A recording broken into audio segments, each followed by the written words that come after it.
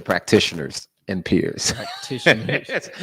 Welcome to our global classroom. This is the Good Culture Show. I'm your show, Baraka. I'm here with my man Jeremiah Branch. Come on, what's up? We are here in Atlanta in the MyBLVD studios, and today we are happy to discuss Christian hip hop and hip hop to some degree, just hip hop in general, but hip hop past, present, and future. You know what I'm saying? And I'm just excited just to talk about all things hip hop. Word. Whether it be music, some of our favorites, some people who we think are underrated, the state of hip hop right now, what we think, how we got into Christian hip hop, the state of it today, where we think it may be going, just a little bit of all that. Some people that we should be listening to. One thing I realized, I did a video some months ago, and a lot of people got mad at me. And I realized and I've learned that maybe I should tap in a little bit more. But that does not excuse all these jokers who I was talking to, who I think the video was very poignant to, if that makes sense. So at the end of the day, I am a little unseasoned when it comes to, I'm a seasoned individual because my hair is gray, but that's crazy. When it comes to got the salt and pepper seasoning. Yeah, I got that. This is salt, a little salt in me. So anyway, Jay, how are you feeling about this discussion? I feel good. One, I don't know if we have it, but if possible, the 10 things, because I think either way you made great points that would be good conversation starters. You want me to pull it up and have a discussion on it? Yeah, I feel like that would be a good thing. Let's do it. What I'm saying? Let's do it. I'm gonna have to find the file.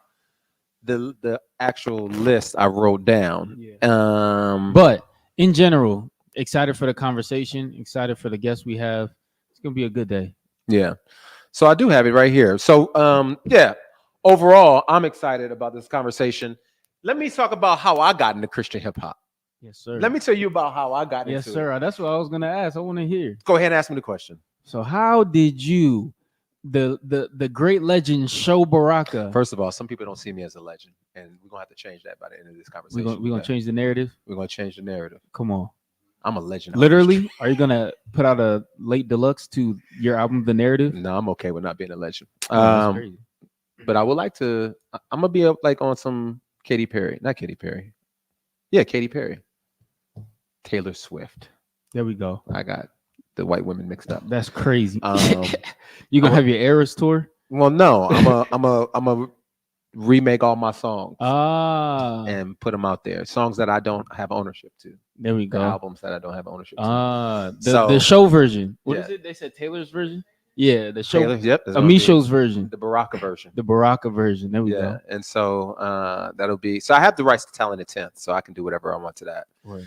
I can do whatever for the most part to narrative, but it's Lions and Liars and Turn My Life Up that I don't. And so I'm gonna try to figure out how to make like a grand remix album that, so takes bits and pieces. Grand remix album, probably some more content that's gonna come out. Yeah.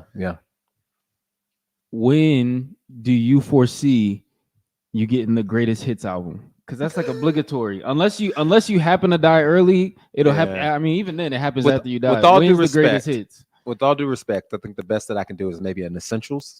I don't think it was like Apple Music. Yeah, I don't think I'm a greatest hits. This is Show Baraka. I don't think I actually have any hits. If you want, I got like maybe if there's a hit that I have, and I'm not trying to be like self-deprecating at all. I'm just being real. If there's a song that's a hit, it's probably We Can Be More. That's probably the only song that I think made like significant impact in spaces outside of Christian hip hop. Yeah. I mean, I've had other songs. I was going to say, I was thinking more relative. Oh, yeah. Anyway. Yeah. So if we're talking about like greatest hits within just the Christian hip hop circle, yeah, I think I can go through a list of songs and say this song's definitely gonna be on there. This song's gonna be on there. Okay, well maybe that'll be a fun exercise for another time. Yeah. But how did you get into Christian hip hop to begin with? So I came to know the Lord in college. My brother, Dahadi Lewis, who's a pastor here at Blueprint Church, works at the Boulevard Network. He is older than me. Yeah, big Boulevard. Go to myBLVD.co and learn more about what we're doing. Absolutely. He's older than me, and he came to know the Lord, and he was always somebody who I just looked up to. But when he became a Christian, I was kind of like, oh, this is about to be weird. Because I love this dude. I look up to him, and now like I can't be myself around him. And I was trying to live my life because I was in high school and he was in college. And then I graduated high school, and my mom was like, you have to go spend, like, you can't stay here. You need to go spend a summer with your brother on your way to college. And I was like, this bleep is going to have me all in discipleship meetings. And because he used to try to share the gospel with me, and I'd be like, oh yeah, that's cool. Cool. Yeah, that's good. I'm happy for you. I'm happy for you. That's good for you. That's good for you. That's good for you. And so the summer I went to go stay with him. I stayed in Oklahoma first, made some money, but then the second half of the summer I stayed with my brother, and he literally had me in like discipleship groups. I was going to their Bible studies that the college ministry had. And you know what's crazy? I kind of enjoyed it. Like it was a different atmosphere. It deconstructed all the misnomers I had about Christian youth, or especially college age Christians, because these were people who, like, this was during the time when I think it was God's Property. Okay. Was because God Property went to the same school as him in North Texas, University of North Texas. So it was that kind of culture of Christian. And I was like, oh, okay. So he was like, I know you love hip hop. I want to give you 2 CDs. He gave me The Grits, Factors of the Seven. Why you laughing, dude? No, that's just crazy. That's that's a throwback. I was about to say, you're not a Grits fan? You gotta be tapped in. You had to have been tapped in for a long time to know it. Ooh, ooh, my life be like one of these days. Come back though. Yeah, they did. They did a little something nice. We're gonna have to throw some next time, some videos when we mention. Throw them up on the screen. And then he also gave me Heaven's Mentality by these brothers right here. The legends. Come legends. Yeah. All respect That's to an insider. all respect to the old Brady, but to the legends, especially my dude in the middle, Official, rest in peace. Rest in peace. My brother, my DJ. He gave me that CD, and I, although I like the Grits, the movement really like stuck to me. And I wasn't even a Christian, but I listened to their music, and I remember I was a freshman in college. I had a bunch of roommates, a bunch of homeboys who we were all from different parts of the country.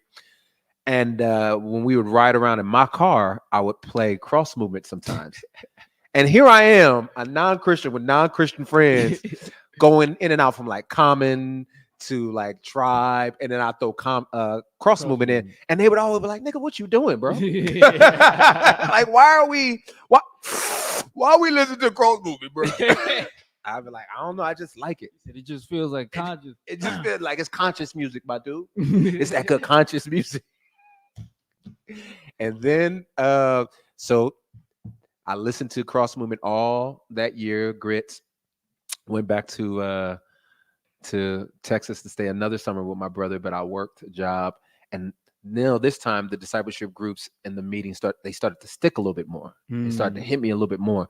And my brother always used to talk about Impact Conference here in Atlanta. Go to Impact Conference. It's happening this year. You should come. And so I went to the first, and he was also promised me go to a Bible study. So I started going to a Bible study.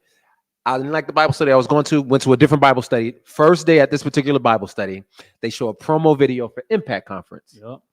And I'm sitting there just like, oh, yo, this is the one my brother be talking about.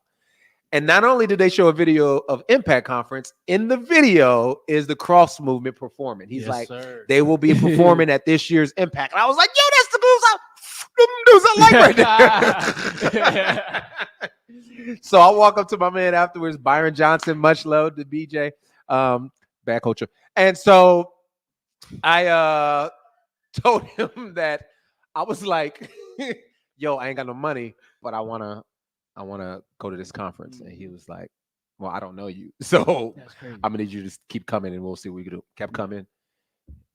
He ended up giving me a scholarship to go to this Impact Conference. Impact Cross Movement performed first night. James White preached the gospel. Fell in love with Jesus. That was it. After that, I went to like the bookstores, bought all Christian hip hop CDs. Was it Marketed East was popping back then, which was like a compilation of East Coast rappers. Corey Red and Precise. Yep. I started digging into like the Tunnel Rats. It was just a That's whole crazy. bunch of folks. And so that's how I came into Christian hip hop music. I would ask you how you came into it, but I think we all know the answer to that. But go ahead for the folks who may not know. So there's this group called the Cross Movement. My pops, the ambassador. He's yes, him whom I'm well pleased. I was born into the genre. There you go. By grace. Amen. Yeah. So people know that I rap, but that's crazy. You teasing them because there's nothing. We got nothing to show them. I mean, you can get you know something off the top of your head. Off the top of my head. You got something like you memorized. Nah. You ain't got. Look at you. Come on. So let me tell you. Have y'all ever seen that video where Will Smith got the Fresh Prince of Bel-Air job?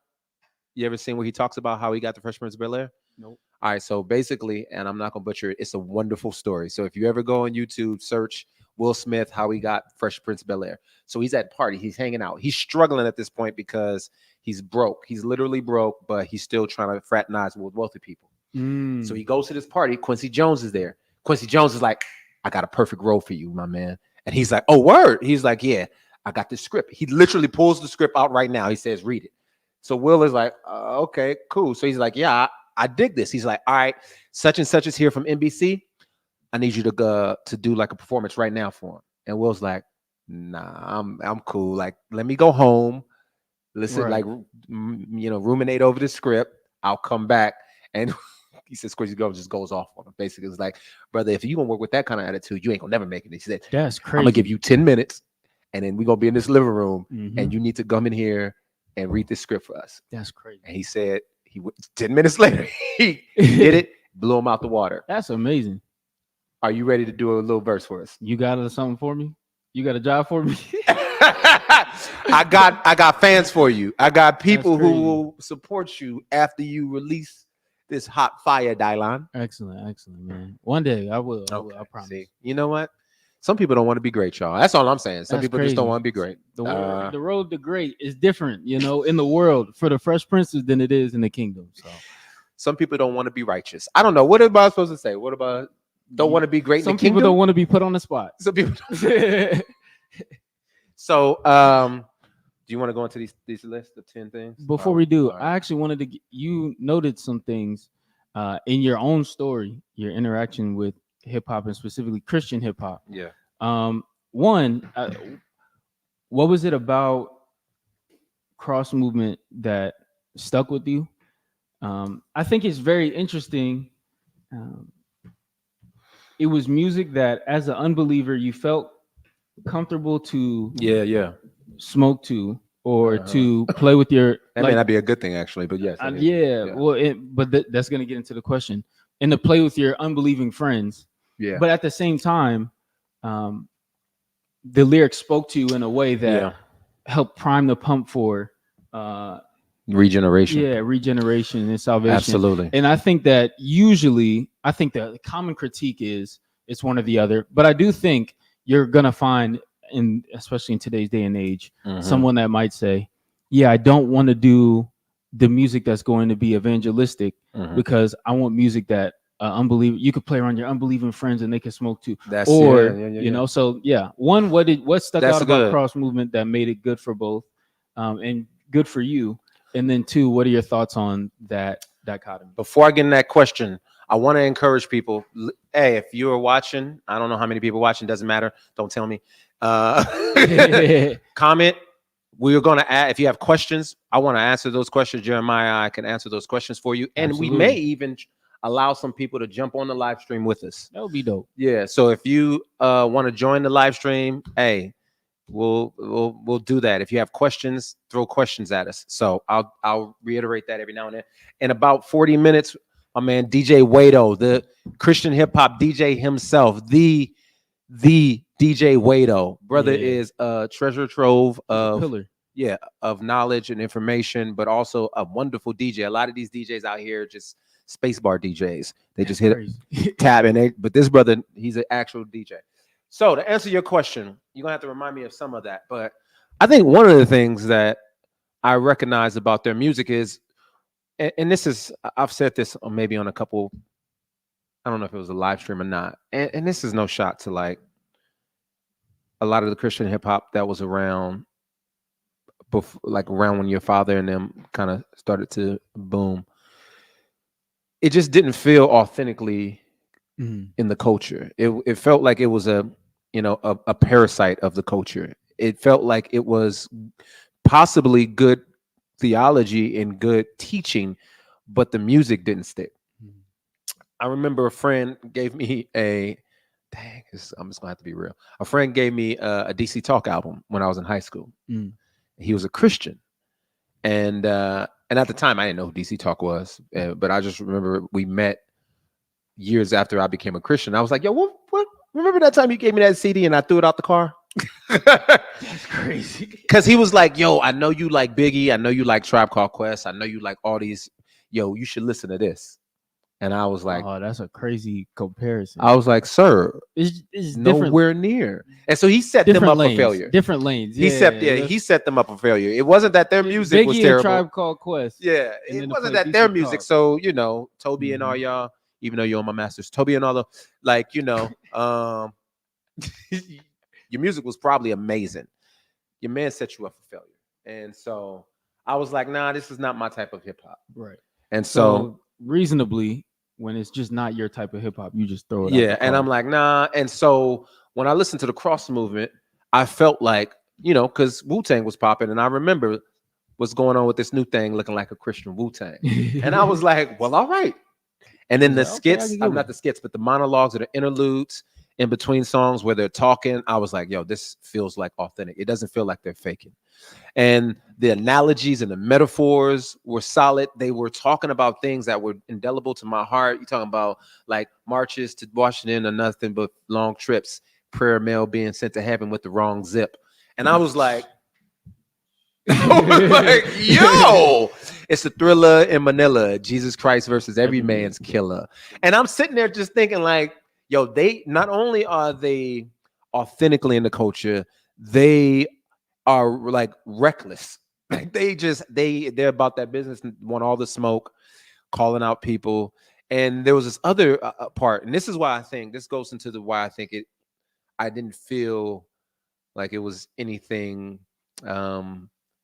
obtuse with me sharing it with my friends, is because we all listen to conscious music anyway. Like we were a conscious group. We weren't listening to like, you know, the New Orleans, my man Master P. We didn't listen to Master P. We didn't listen to gangster hip hop or more of your hard stuff. We were listening to a lot of, and if go even deeper into the crates, Chino XLs, the Razzcazz, the you know, I'm drawing a blank because I'm old. That's crazy. But on the West Coast, for my West Coast heads, you know, like Hieroglyphics, Far Side, like, you know, Project Blow. That was conscious down underground hip hop. And so Cross movement, because they were talking about something of substance, even though it may have been conflicting to our religious beliefs, it still felt like it's something of substance. Right. Yeah. And even if you don't believe in the ends of what they're talking about, you can agree that when they're talking about misogyny or when they're talking about, you know, ignorance and murder and violence, you can rock with that part. You know what I mean? And so it's like, yeah, man. And the music was legit. I will say it was probably a couple years behind mainstream hip hop, but it was still legit enough for folks to be like, oh no, I can mess with this. And so I really do think that was a huge part of my regeneration, the Lord calling me and snatching me up, was Christian hip hop. That's why to this day, I will always show respect to Cross movement, to other artists and groups that came before. Even though I didn't listen to folks like T-Bone, I showed them respect. Like if you were out there being a pillar and trying to make Jesus known and not trying to integrate into culture, and, you know, and let me change that, because I don't think integrating is wrong. Become ensnared by the culture in order to forfeit the things that you ensnared. No, good. I'm sorry, and forfeit your faith. You know what I mean? Forfeit your fidelity for the Lord. Then I respect and honor that, and I expect it even today. And I don't think that everybody who's trying to do mainstream work is doing that, but I think there are a lot are. And we could talk about this later. It's no shock to me that half of the people that I came up with in the Christian hip hop business are no longer even Christians because they didn't get the status and the success that they wanted. And because they put their faith in institutions and people and scenarios and not truly in Jesus, when those institutions, people, and scenarios didn't bring them fulfillment, it's like, well, I can find fulfillment in other places. And that to me breaks my heart.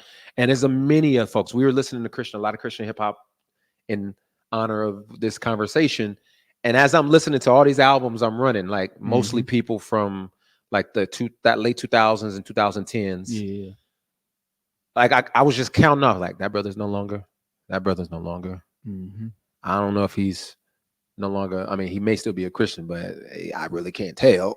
You know what I'm saying? Like, and it's so. Oh, he's deconstructing, but praise God. Hopefully, he still believes in Jesus. Well, he obviously doesn't go to church anymore, but maybe he still believes in Jesus. Right. You know what I mean? And there is something to loving Jesus's bride and loving Jesus, and we can talk about the whole tight tripping thing in a minute too. But crazy. That's pretty much. Yeah. So let me ask you, because, one, I think it's a grace that the Lord has sustained you and kept you. And including everything that you've gone through. And I think it's a good segue to the list. But just when you came into Christian hip hop, thinking about the expectations, or just thinking about what you're saying about people had expectations of fame or success. I don't think that initially. I'm sorry. Right. Back. So like for cross movement, I don't think they even thought that the type of movement they would spread would be to where now Christian hip hop is a genre. And I will say, I don't think most of the people that I started with believe that thought that they were truly like fascinated by Jesus's all that. And I really want to try to put him on display. And because there are residual rewards that come along with that. Amen. But I think those rewards became an obstruction for them seeing Jesus, myself included in that. And that's what I was going to ask you. It just in terms of the start, when you started, what was the landscape of CHH through your eyes, and then what was your expectations, your goal, or what got you to say, I'm gonna try my hand at this? Did you think that you could make a career out of it? So I've been rapping since I was in high school. I started off with writing poetry. There's a joke that I tell when I'm doing my little pseudo stand-up at churches and organizations or at venues. I say I started off as a poet because my mom put Langston Hughes and all these other Harlem Renaissance poets in front of me. But when I realized the girls like rappers, I was like, I'm switching over.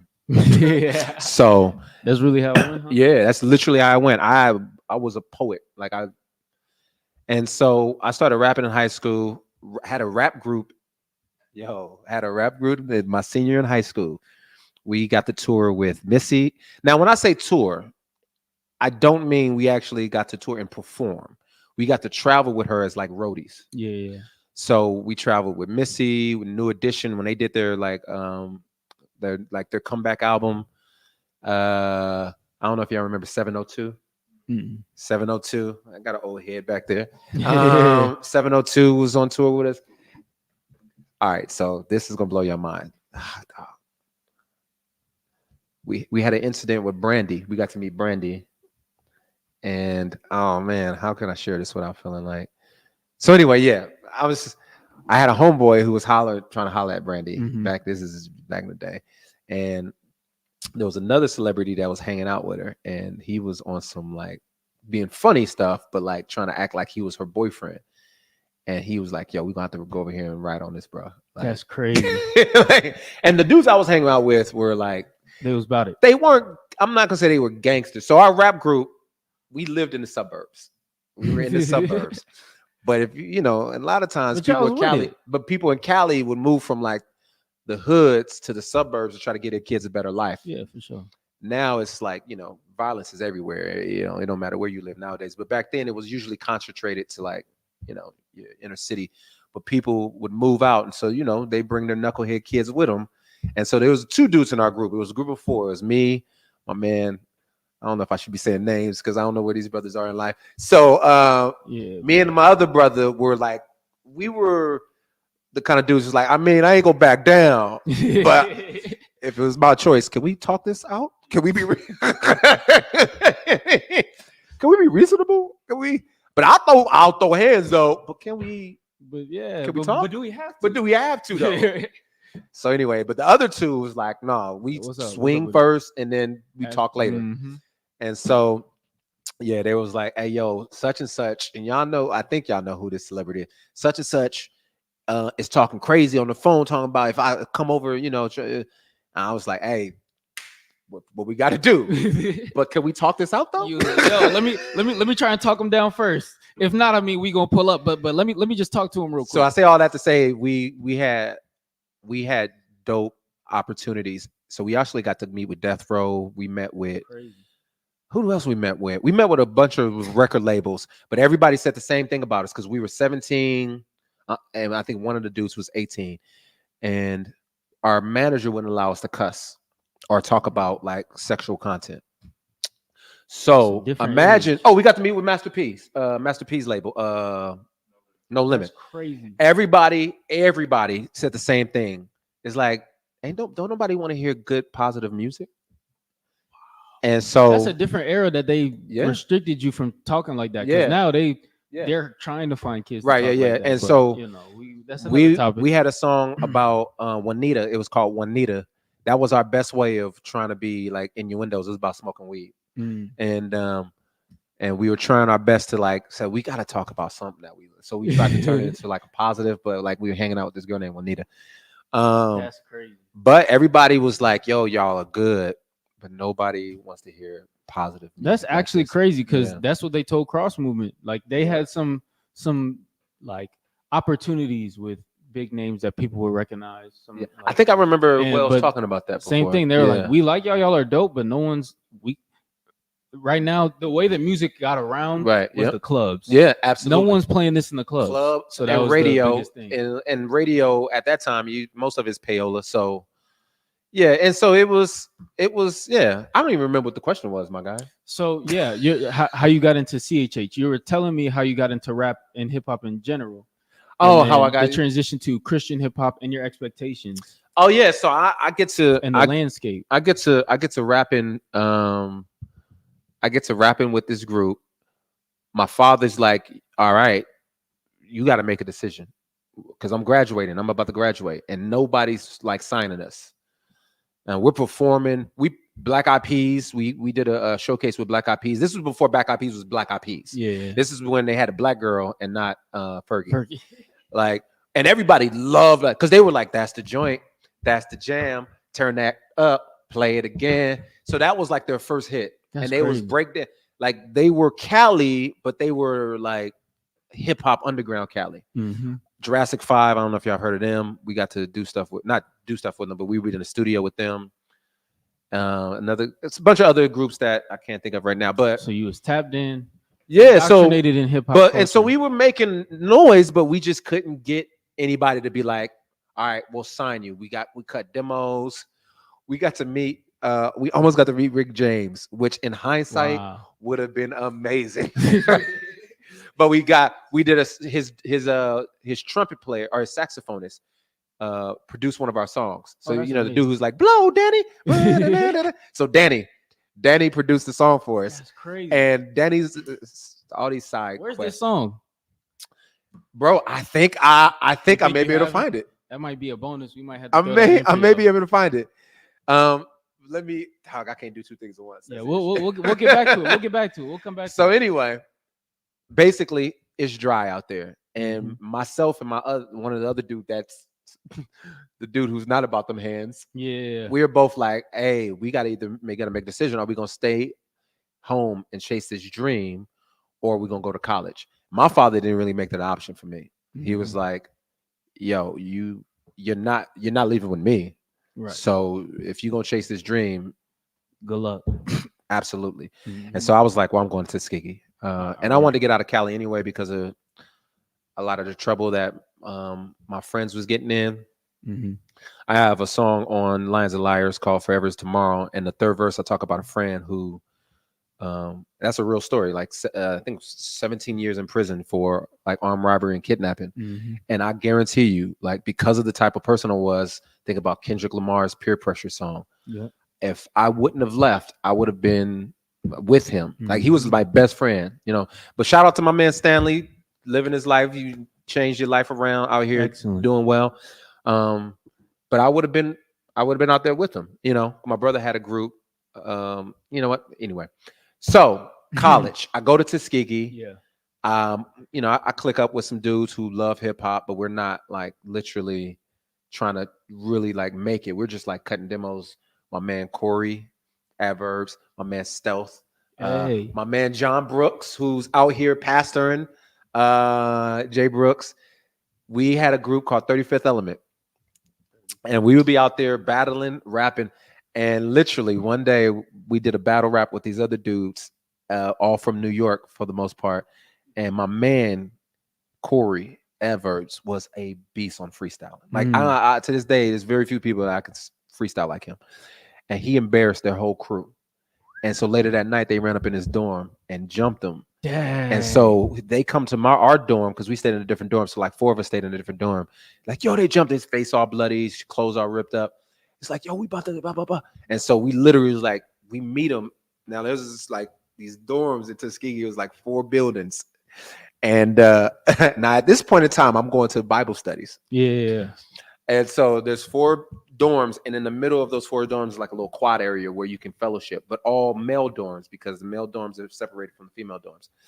And so it starts off with our crew about 6 dudes, their crew about maybe 9 dudes, and they hold, like, everybody's holding weapons. Wow. Like, not guns though, not guns, but like weapons. About it. Yeah. And so we just screaming at each other like, yo, you know, bleep, bleep, bleep, bleep, bleep, bleep. All of a sudden, it seems like 300 people come from the dorms and just circling us, you know, instigating. Yeah, man. But yeah, exactly. It was crazy. And at this point, we all like, oh, this is a show. This is a spectacle. And I remember like just like cussing, and I looked to the right, and a dude who leads the Bible study is just sitting there looking at me like, and I just kind of, you remember that Homer Simpson meme where he like, you're not even a believer yet. You just kind of like, yeah. This I was like, oh, that's crazy.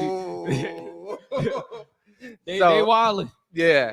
And so anyway, that's, you know, fast forward a couple months later, I start going to Bible studies. I become a Christian, and I don't rap at all, because I'm like, I mean, Cross Movement does it, a couple other folks do it, but I ain't really got nothing to say. Yeah. Oh, like, I was like, I don't really, especially when you listen to the Cross Movement at that point in time, they quoting scriptures, they're like talking about Jesus and his theological, but I'm just intimidated to even think of that I can hold a candle to the stuff that they're saying. Now I listen to other stuff, I was like, I can do that. Yeah. I can shoot demons all day long. You know what I'm saying? I got 30 metaphors for that. Like, you know what I'm saying? I got all kinds. I got the 66 books, 2 clips. You know what I'm saying? So, and then it's that's actually turned into a lyric on my first album.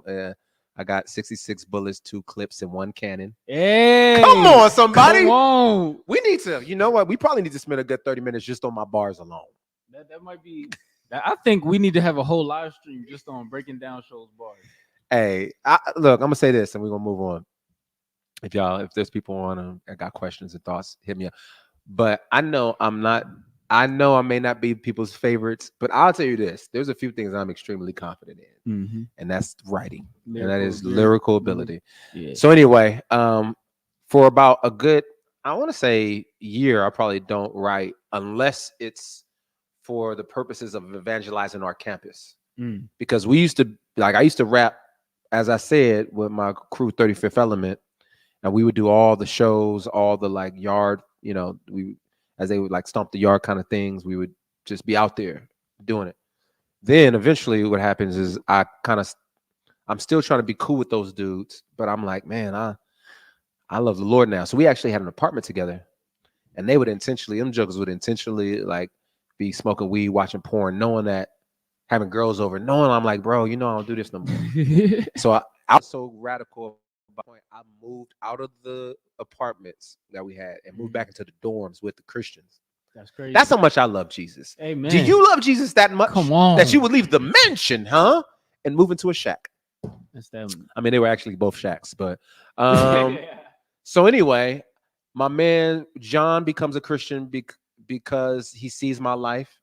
And so he and I were like, yo, let's start rapping. Let's start. And so we started a group called Ecclesiastes. And we would just do events on campus when they would have open mics. We would go in there and bro, I definitely have this song.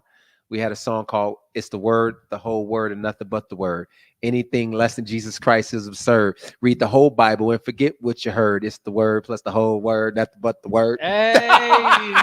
Yeah. Oh, that was back in the Dizzy. That's hard. And so we were performing. Was Sean around? Sean was around, but Sean was like he was like our hype man. Sean was our hype man. And so and then eventually we would get asked to do like events around campus and other events. So we would end up like writing. So we end up recording the joint and like passing it around. Then eventually I had to transfer. So I moved to Texas, North Texas. Quick digress. While I was at Impact Conference, my brother was there. And the day I became a Christian, that I was confused. I was like, bro, I don't know if I'm a Christian. I just know that I'm crying. I can't stop crying. And I think I love Jesus. Help me out. I was like, help me out, dude. What is this? He was like, I think you at a point where you want to, profess your faith in Jesus Christ. And he's like, and I talked to my brother for about an hour. He's like, yo, I want you to meet somebody. It's a dude who goes to school. He goes to the campus that I'm a minister at. And it was Lecrae. So Lecrae came to know the Lord the same morning that I came to know the Lord at that conference. Oh, that's crazy. And so we meet each other. We don't talk because I'm still at Tuskegee. But when I decide to move back, not move back, but when I decide to move to Texas, I connect with him. We end up becoming roommates. Tadashi is really close with this brother named Keenan Akers. Keenan Akers is one of the leaders on the campus as well. And so he would just come up, just hang out with Keenan, and he would know like, hey, we rap. And so Tadashi would be like, yo, I do a little something. And so we would just play around and just freestyle. And then it got to the point where Tadashi was like, yo, I'm going to move up here with y'all because I just love fellowship up here. So he ended up moving from Houston. I think he was at Baylor. He was either in Houston or at Baylor. I can't remember where he was to Denton, Texas. And it kind of popped off by Lecrae would do events around campus. And he would ask us that like, hey, would y'all want to do the events with us? And we would, all right, cool. And then he recorded a demo. That demo was trash. And we would all, I remember we sat down, listened to it, and RIP to my man Otis. Otis was a dude who was kept it 100.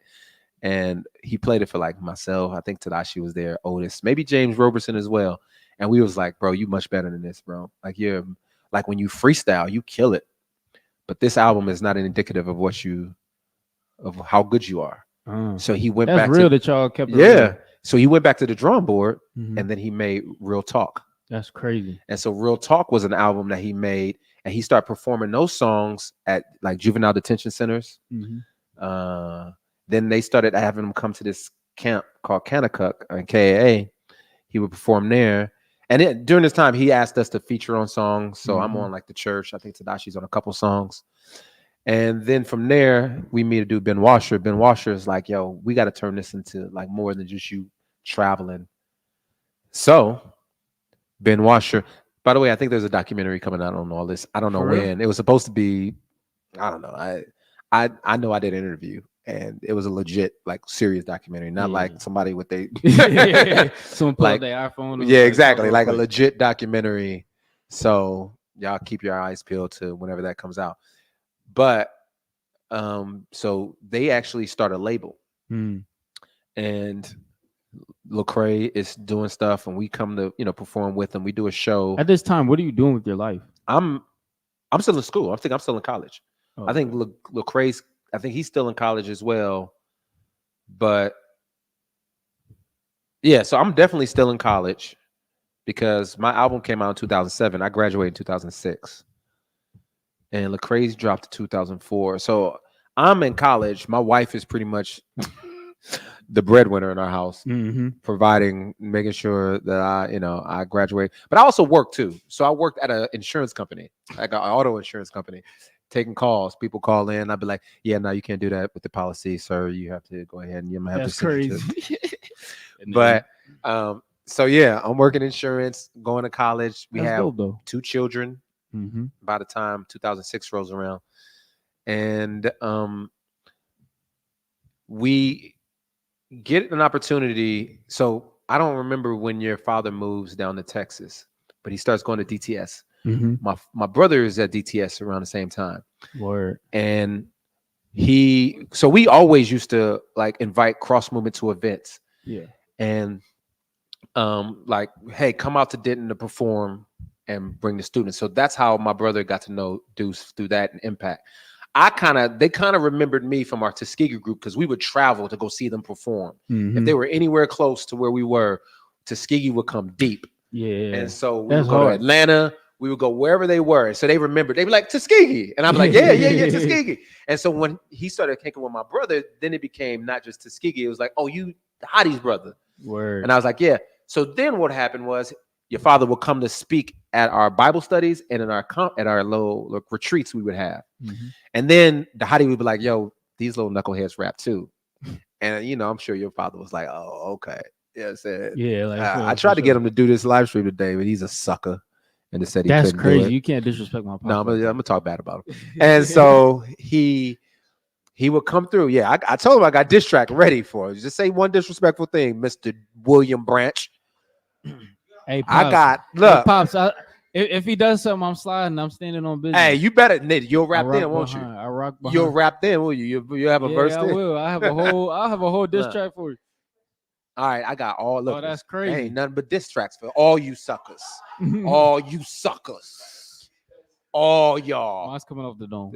No, it stopped right there. It's actually the end of it, so I'm gonna go back up.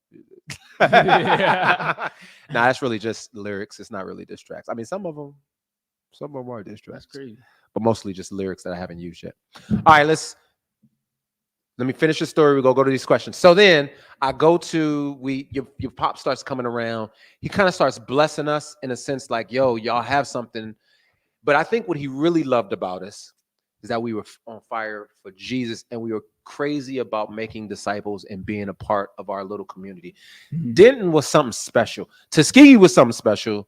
Denton was something special. I've had the privilege of being a part of 2 communities that the Lord, bro, I'm telling you, people would see us and they would try to reproduce it. You can't reproduce that thing. That's purely the Spirit of God.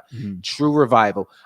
And I think about all the people who came from Denton, Texas, not necessarily from there, but who were there for either college, who went to Denton Bible Church, or who were part of little circles there and who are now doing like amazing things either for the Lord or now for themselves, but at one point in time for the Lord. But who may be killing it in the marketplace. I can probably easily rattle off like 10 names of people who were in that circle and now killing it. Yeah. So anyway, lightning striking. Yep. So anyway, Lecrae is starting to get more attention because he's performing at these camps. They're like, yo, come to our church here in Indiana. Come to our church here in Oklahoma. And so he would bring some of us with us and we would go do that. We do a show in South Dallas, I think it is, with The Truth. We're opening it up for The Truth. He's like, yo, I want y'all to all be on stage. We're going to do all our songs and we're going to kill it. We do the song. We open up.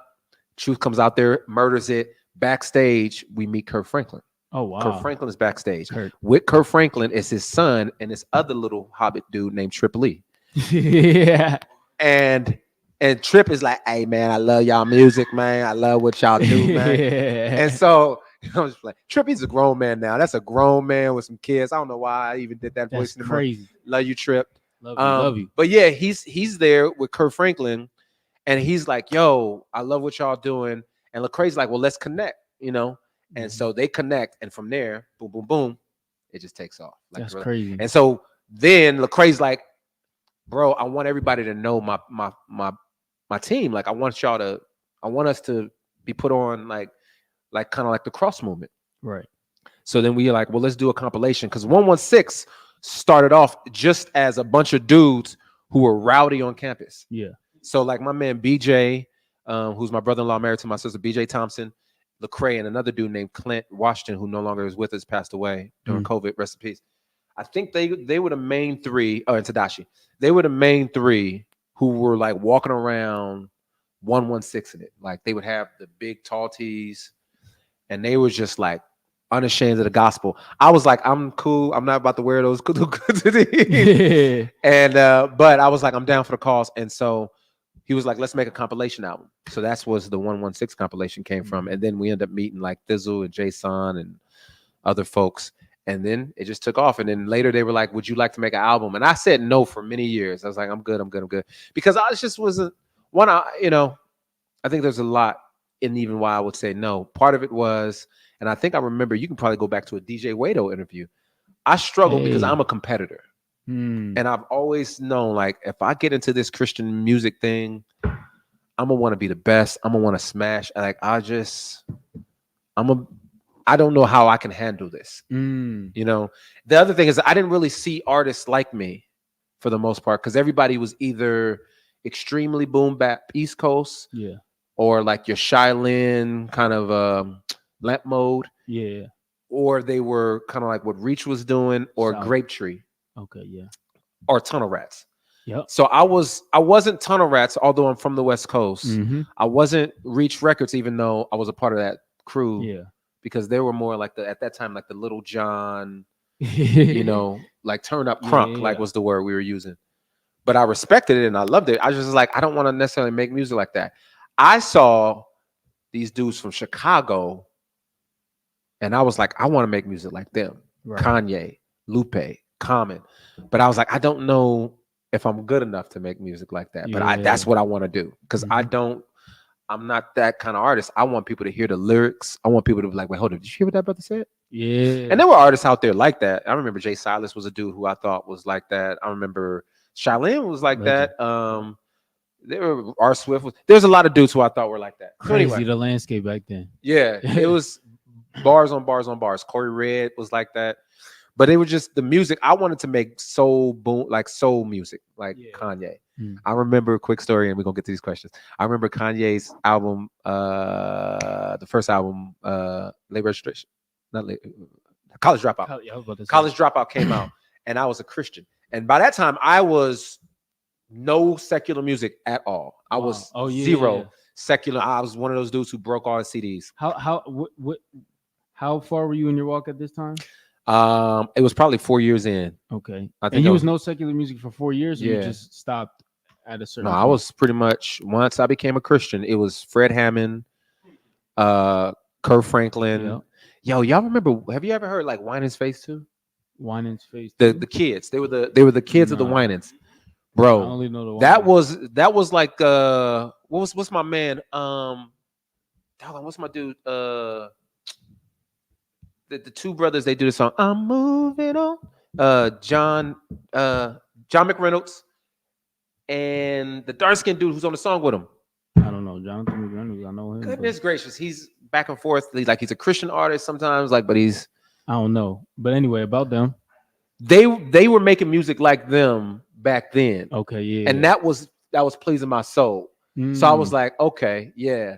I can rock with this. Then there was another group called Spiritual Pieces that I loved. They were also, so I was listening to that kind, and then I was listening to all Christian hip hop. I would like go to bookstores. I would literally be that dude, go in a Christian bookstore. If the cover looked dope, I was buying it. That's crazy. Like I was like, this looks looks culture back then. Yes, I was like, this looks like a pretty, because you couldn't really preview albums, so you had to just trust that it was. They would have like the little stations, but everybody didn't get the privilege of being in the station where you can like. So I was just buying everything. I had all the Christian hip hop. That's good. Rachel, who goes to our church, leads worship. She had a group called Washington Project. Well, before that, it was Soldiers. I remember listening to her music. I tell her all the time. I used to listen to her music. So anyway, that's dope. So I'm sorry, I forgot where I was going. We're gonna go to discussion. What was I going? We was just talking about the landscape. Yeah. So I anyway. You were trying to figure out your identity. They kept asking you. Oh yeah, and so I was just like, so when they gave me the opportunity, it's like, hey, find the producers who you think make the music that you like, and work with them. So I was calling, different artists, different producers. My man Sean was one dude. My guy, we call him, his name was Sticks, but his real name, Reggie, Reginald Ganther. He produced most of the songs on Official produced some songs on my album, because Official kind of understood me, and so that was it, man. That was, I guess you can say, I'm gonna try to get to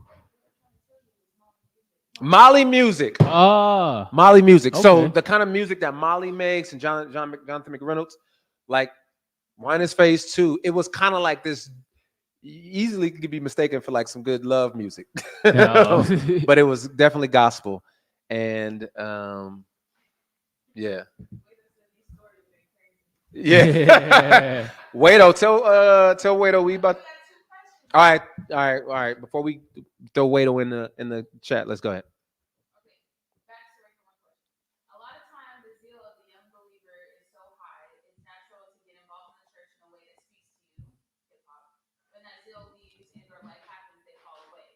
The question is there anything we can do to prevent this cycle, or is it just inevitable? That's good. That's a great question, and you can add whatever you.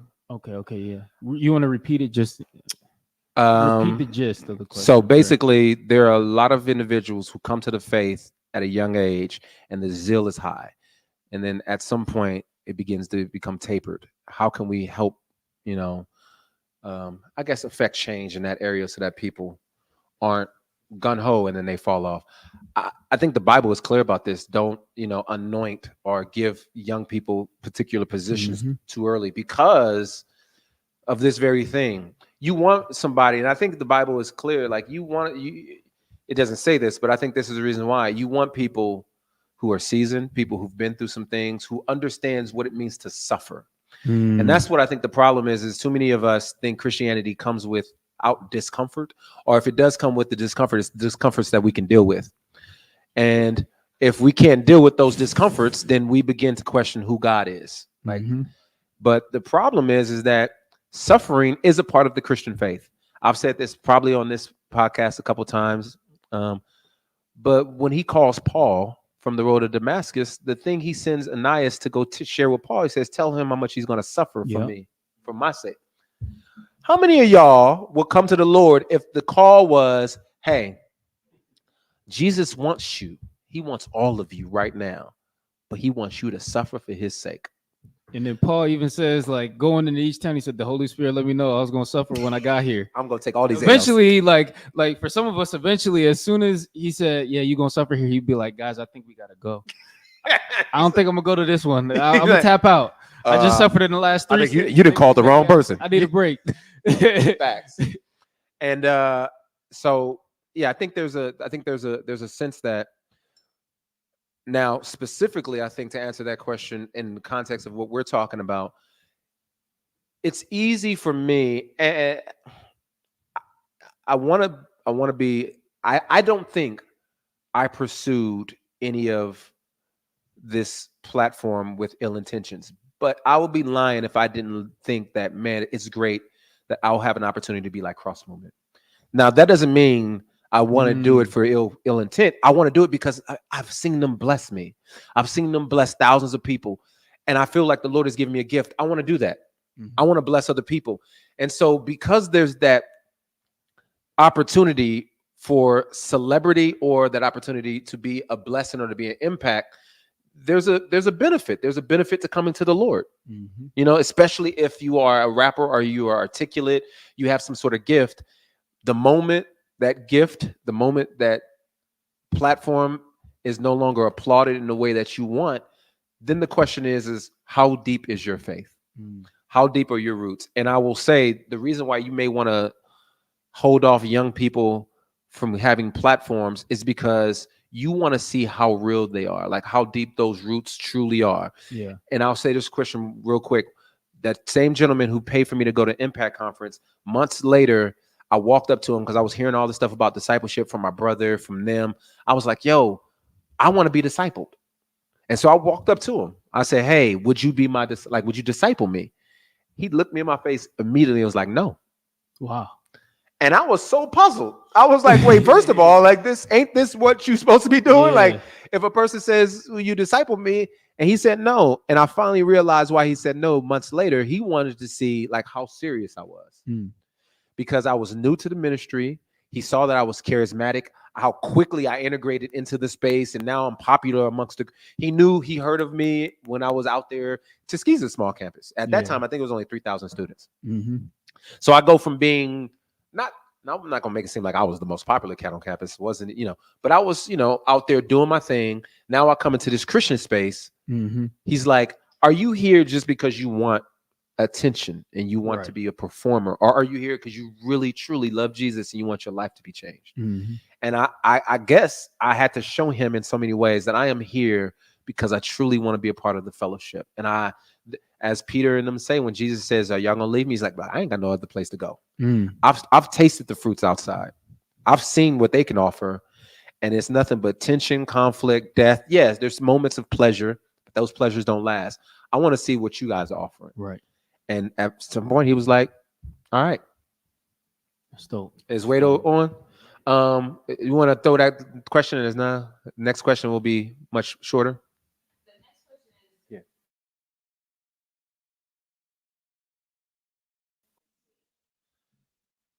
So what's the relationship between civil rights, conscious? he said, what's your reflection on the relationship between civil rights, conscious hip hop, and C? That's interesting. In my book, I actually kind of talk about this a little bit. And What's the book called? Come on. My book is called He Saw That It Was Good. Chapter 5 of that book, I kind of talk about how there were movements, most movements in history, and this is my political social critique. Excuse me. My political social critique of the civil rights movement, Christian hip hop, not conscious hip hop so much, but Christian hip hop and civil rights. And let me go back to the Harlem Renaissance, which is another extraordinary art movement. Oftentimes within our society, especially in minority spaces, we do great jobs of making cultural products. Like, so we can make art, we'll have theater, we'll have literature, we'll have music, we'll do paintings, but we do not own the institutions that distribute that art. So when it all hits the fan, when it's time for longevity and passing legacy onto kids, or to people who come after us, we can't pass anything down because all we do is make the thing, but we don't own the engines that make the thing. And so here's why I think that's significant, because what happens, just like the civil rights movement, if you do some research and study with the civil rights movement, they were significant for a few decades. But then what happens is when MLK dies, then, the money dries up because now people are like, well, and then you also have this, this greater conflict with Black revolutionaries versus civil rights movement. Right. And so their tone and their position begins to become less significant. And so people are actually starting to boo Dr. King. Right. Because he's talking to all this peace stuff. Even though he got a little bit more radical than he was before, it's like, we're not here for that peace stuff. We want revolution. Right. Bring in Stokely Carmichael. You know what I'm saying? Bring in H. Rap Brown. That's what we want. And so all these civil rights leaders, because the organization's money started to dry up, they started taking jobs with other institutions. Right. Mainly white institutions. And so now, when you start working with these white institutions like colleges or organizations, you gotta do what they say in some ways. You know what I'm saying? And so, in the same way, Christian hip hop, I think, lost a lot of its luster is because we never owned the institutions of distribution. Yeah. And so, because we had to do the festivals, because we are partnering with people who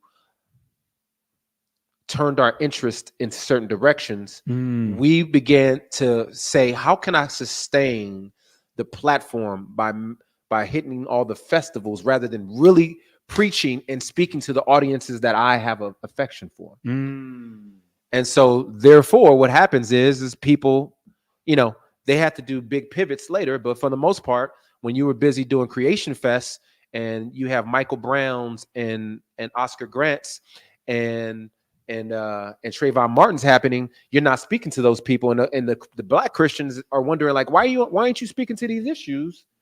Because you're too busy trying to make sure you desiring God loves you. Yeah. Or you're too busy Acts 29 loves you. Right. And so now I don't feel like I need a caveat for that. I'm gonna let that sit where it is. And so but I do think all three of those particular entities, civil rights, conscious hip hop, are great institutions and have impacts in the culture. But let's go ahead and we got a song, and then we'll come back with go ahead and play that's so it's that video. It should say like, I don't know, one of those. Hey, how about solo on my man Jeremiah? Jeremiah's gonna say something to the people. That's crazy. Something to the people. And that is today's lesson. Any questions? Miss Brown, are there any black people in the Bible? Yeah, we don't ever talk about black Christians. Let me be the first to say that black people are important, okay? Y'all not remember during Juneteenth I came in the dashiki when we listened to Afrobeat music? In The Prince of Egypt, there's that one black girl that's not even a slave, because representation matters. I let you guys listen to trap music because I want to empower you. No cap. This is exactly why my friends don't come to camp. This is why my uncle said Christianity a white man religion. Beloved, did someone say, Mr. Whiteman, teach me about religion? Did you say Mr. White Man? Whiteman. White man. Whiteman.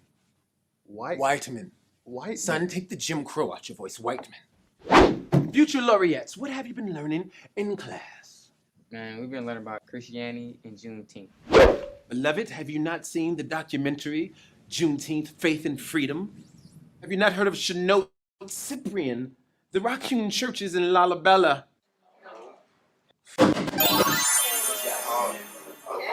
You're welcome, and it's free. It's free. Run the track. Our Father who art in heaven, beat the drum, kingdom come, will be done. Holiness and grace and love blesses us. May I raise the black as some from rich Islam, smart the dumb. We don't beg, we are fed daily bread. We don't find, you don't lie, you provide. On the sparrow, you got eyes. Devil's down in trouble, man. I humbly stand with the double edge. Here's the truth, cross the line. If you false, cut you off, watch your head. Black is cold, black is gold, can't be sold. They just wanna mind my soul. Hot or cold, God's involved, 3 and 1. I'm trying to learn my foe. We Joseph with the dreams, Mansa Musa with the cream. Make your name more complete. Martin Luther with the king. Give me his honor, give me Lalabella. Give me Yahweh, he'll never fail us. Give me a choir praising with the fire. I'm a hell you crying, singing a cappella. Meditation over medication. Heart and head with my education. More melanating Athanasians. Retroactive with the reparations. This AME, this Pentecost, this rock hewn, this Haxum. Hair wool, feet of bronze. Lord of Lord being tattooed. This is black truth, look it up. Black as heaven, look at us. From the boats to the bus. It's always God we trust. This is black truth, look it up. Black as heaven, look at us. From the boats to the bus, it's always God we trust. Okay, wait, hey, whoa. See, ain't nobody tell me it was gonna be a bunch of hoodlums. Okay, listen, I got 3 rules. Shut up, don't say nothing, and keep quiet. If you got a problem with those rules, you got 2 good foots and a good heart, you can march wherever you need to be. So let's get in single file order. Hey, I would tell you my name, but you might use it. If you come from a single parent home, if your mom is looking for a stepdaddy, you come up front. Let's go. You can't gentrify heaven, nah.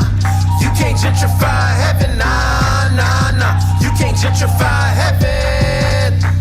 You can't gentrify heaven, nah. For the schools, George with the tools, Walker for the fools, and the cooking stew. Winston taking notes, start singing blues. G. Patterson preaching to the pews. Black as the soya that nourished the crops. Black as the koya that nap up my locks. Black as introductions, I don't need instructions, I just need a nod. That means a lot. We just change it up, dap. This lock, slap, move on. Mother, father, sibling, newborn. Black as heaven, where's you from? Righteousness is the ambiance. Your ignorance, I am way beyond. Your approval's late, I know I'm great. Your acceptance, I ain't waiting on. Can't erase the global face of a global faith. Tell your neighbor, praise the Lord. Every tribe, every race, ride the wave, got his favor. All aboard. Black, brown, yellow, white, Creole. Prophet, poet, preacher, teacher, griot. Take your lies, sacred crimes, close your eyes and take your dive all the way to Sheol. Black truth, look it up. Black as heaven, look at us. From the boats to the bus, it's always God we trust. This is black truth, look it up. Black as heaven, look at us. From the boats to the bus, it's always God we trust. Black as heaven, black as heaven, black as heaven, black as heaven, black as heaven, black as heaven, black as heaven, black as heaven, black as heaven, black as heaven, black as heaven. Beloved, You've seen black saints, you've marveled over magnificent church fathers, you've been exposed to African antiquity. But alas, lay your covenant eyes on the most important portrait of them all. I give you black as heaven. Yes. Excellent, excellent. I want you to look at this portrait and say, I am black as heaven. And in solidarity, I'll say it first. Ooh, I'm gonna I have am to say, black. with all the Sojourner truth in me, I'm gonna have to say no. You and your Jesus of NSYNC needs to go bye, bye, bye. Humble, yet head high. Your hands, they craft culture. Your feet parade at the rhythms of righteousness. Your voice sings his praise. Your heart, it cries for justice. But your skin is the kiss of the kingdom and the envy of the earth. For you are black as heaven. I am black as heaven. I am black. I am black as heaven. I am black as heaven. I am. Black as heaven. Black as heaven. It's Mr. Man, turning up 24/7. I've been chilling in the black heaven. Future, past, and present times irrelevant when my God's reverent. Free will, I'm legend. Free will, yes, life seconds. 0 to 100 in 5 seconds. How we turn it up. Clean on the outside, but the dirty cups. That's what our babies are learning from. Wanna ride with my baby, you fed it up.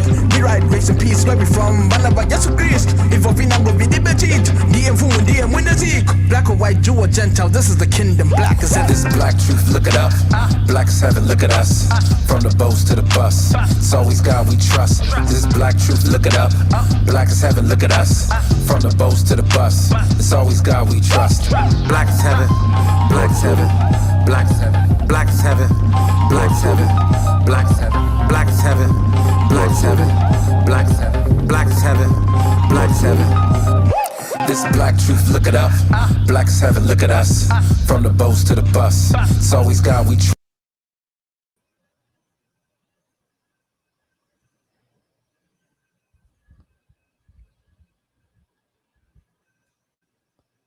Yo, I don't hear y'all. I don't know if y'all hear me. I don't hear y'all though. I see y'all. I don't hear y'all though.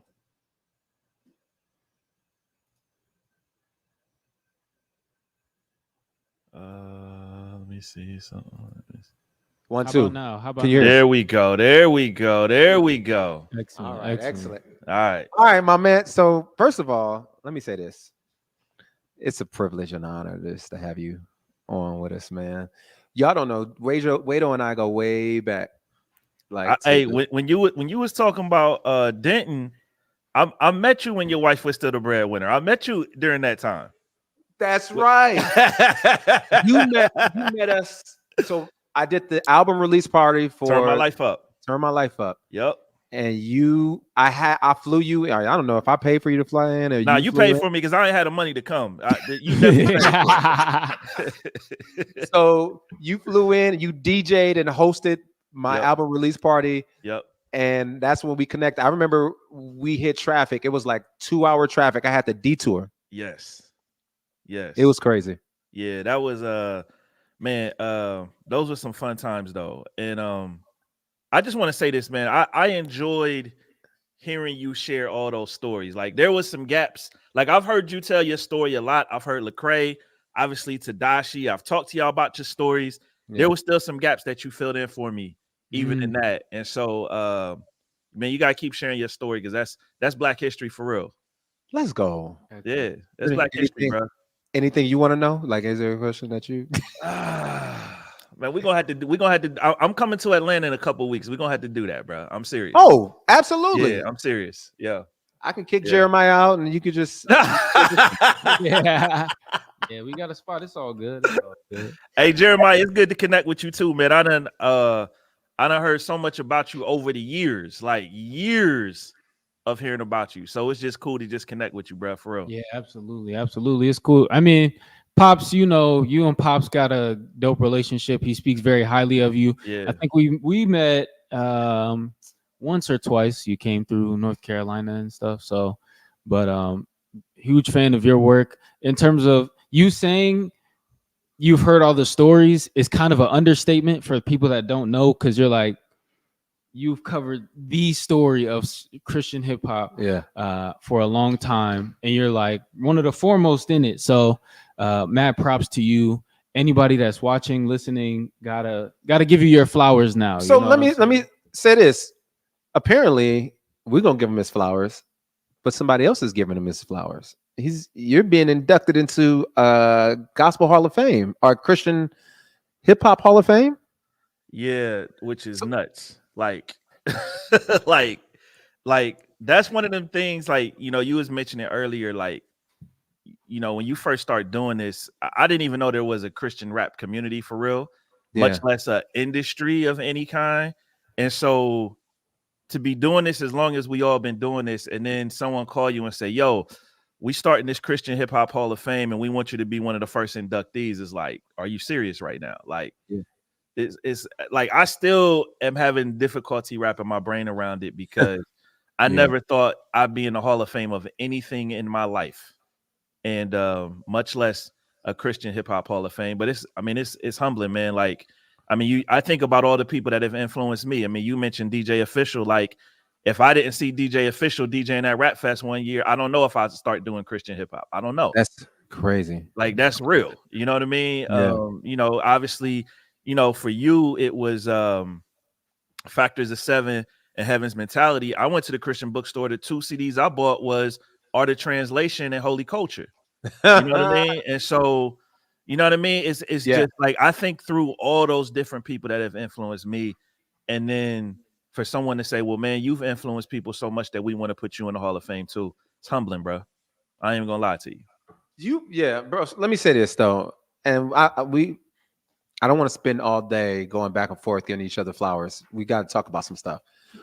But the Wado radio show, if there was ever something that gave people it was the Breakfast Club for us.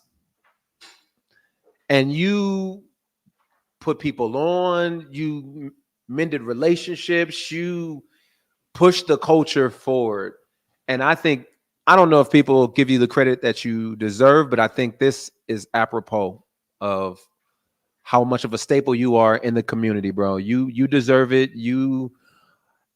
I hope your show on Sirius Radio is going well. But when I think about people, how about this? I've heard people talk about the Hall of Fame of football, and they say, can they tell the story of football without you? And if they can tell the story without you, then you don't deserve to be in the Hall of Fame. There's no way that they can tell the story of Christian hip hop without mentioning your name. Easy. Yeah, that's crazy. That's crazy for anyone to say that, much less you to say that, because of, we're friends, but you've influenced and inspired me on so many different levels. You know what I mean? So tell the people. Hey man, listen. We're gonna get into these top 5 songs and all of that. I had to make a list because I ain't want to, you know what I mean? So we're gonna get into it, but there's a lot of trends that you set, bro. I will probably say one of the biggest is everybody has a song about their wife, but nobody had a song about their wife until We Could Be More came out. I'm just saying. That's one hit. Remember earlier today, I was like, that's my one. Nah, you got a lot of hits. Nah, you got a few more other than that, but that was a trendsetter, culture shifter right there. Hey, well, respect to it. Thank you. Well, let's. So there's a couple things I want to talk about. We were going to talk about the 10 things of hip hop that made some folks mad. We're not going to talk about that right now, but I do want to just talk about who are some people, in your opinion, that we should be paying attention to. For old heads like me, for people who are mid and out of touch and ain't tapped in. I can't remember all the stuff they were saying about me when I put that video they was throwing shit. Yeah, there was some folks coming for me. Who are the folks that I need to be tapped into? Now, granted, maybe who started popping the last 4 years. Yep. All right, so I'm gonna say, because you're from the West Coast, you got to be on that Miles Minnick. You got to be on Miles. I'm familiar. Okay, Child Like CC. My So my favorite artist April, last huh? year is probably Alex Jean. I love him. He sound Alex like Pop Jean. Smoke. He sound like Pop Smoke. Like voice, flow, everything. It's like Pop Smoke, but he's dope. Is it spelled Alex like Alex and Yeah, then ALEXJEAN. JAE? EAEAN. Yeah. Somebody put it in the chat too. He's been popping. Oh, okay. Yeah, he's killing. He's killing. And where's he from? He from New York? I think he lives in Orlando, bro. Okay. Yeah, Orlando got a. I don't know what's going on in Orlando because you got KB, you got Caleb Gordon, he another one. You got Alex. I don't know what's going on in Orlando. Like Orlando. So I think this is. You think about Orlando Hot back in the 95.9? day, it was one of the hot spots for Christian hip hop development. Yeah. Like when you knew when you gonna do a tour, you had to stop in Orlando, That's that's true. much love to Nehemiah and what they Nehemiah, were that's doing facts. out there. That's facts. Yeah. That's So facts. all right, we got a couple of those. Any more? I mean, there's a few. I'm gonna say he ain't start popping in the past 4 or 5 years, but he's definitely one of my favorites. Is Paris from Oklahoma. Yeah. He does a lot of stuff with Aaron I've lost his last name. Cole? Aaron Cole. Yeah. He got a record with Aaron Cole. Yeah. He got a few. Yes. Yeah. Aaron Cole's my dude, and he married one of my good friends, Erica. Much love to y'all. That's dope. Jeremiah, you want to add anybody to this list? Yeah, I like in terms of these days some more underground dudes. Young C, I don't know if people are familiar. He's a dope dude, dope lyricist, dope content. Man of music. I don't think you would like his music, but he's like that aggressive. Does he make music like you? Nah. Because then I wouldn't like he's it. Aggressive preacher. If he doesn't make music at all. Did you hear me ask his brother to rap, and he was like, "Nah, I'm not." I did hear that. I was a little surprised by that. I did hear that though. What MC you know ain't ready to spit off a couple? I don't have nothing out. I'm still workshopping. Like I wouldn't even call myself a rapper. He calls me that. I right now just write. So that's why you could be mad, but I'm not a rapper yet. All right. But I am working, and maybe way that we can connect and you can help me because he don't ever help me. I'll play a song and then he'd be like, I don't know what to do with this, and I'd be like, okay. So well, part of that is true. Part of that is true. But the other part is I've been trying to introduce. So I go to the studio. I'll be like, come to the studio with me. And he'd be, oh man, I gotta disciple these youngsters. I'm like, oh, you care more about discipleship than making music, man. That ain't Christian hip hop.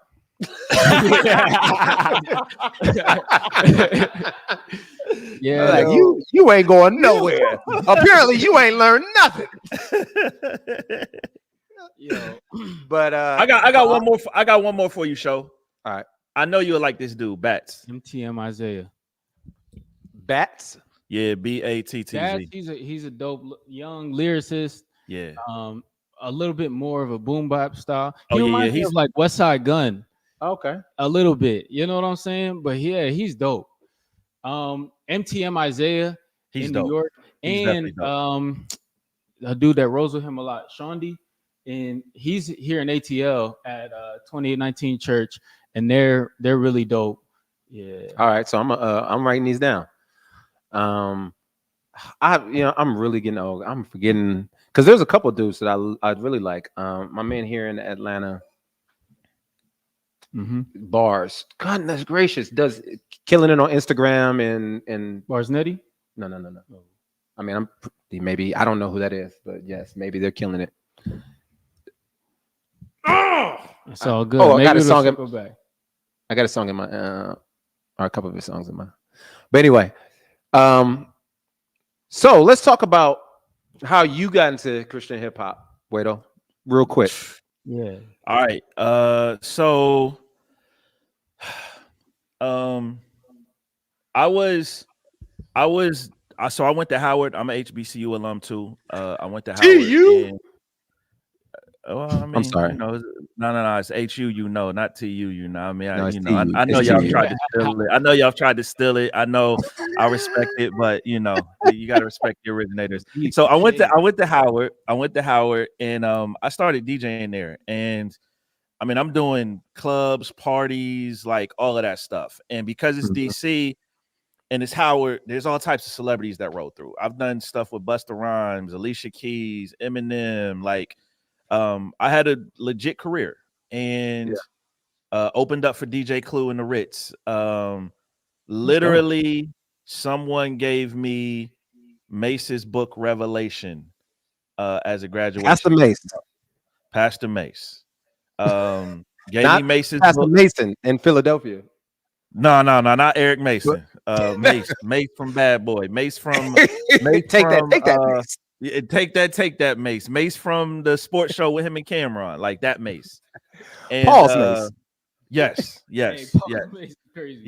Harlem World. So I read that book, and long story short, I get saved. And so I stopped doing music because I was like, I don't know how I can really live this Christian walk and keep doing the things that I've been doing. And so for 2 years, I moved to New Jersey, had a corporate job. I'm just going to church, working, and I start serving. You know what I mean? I'm in the ushers for a minute. I'm in the sound ministry for a minute. I'm in the choir for a minute. Then the same dude that gave me the Mace book, my man Osaze Murray, he's like, you know Osaze. He's like, he's like, there's this thing in the Bronx that I'm going up to called Rap Fest. He's like, you should come with me. I was like, all right. So this is the first time I'm really exposed to anything Christian rap other than Osaze, because he was a Christian rapper. He was the only Christian rapper I knew, though. And so I go to Rap Fest. Cross Movement is headlining. Never heard of Cross Movement before. Officials DJing for him. And there was a ton of other people out there that day. R. Swift, Corey Red, like ton of people.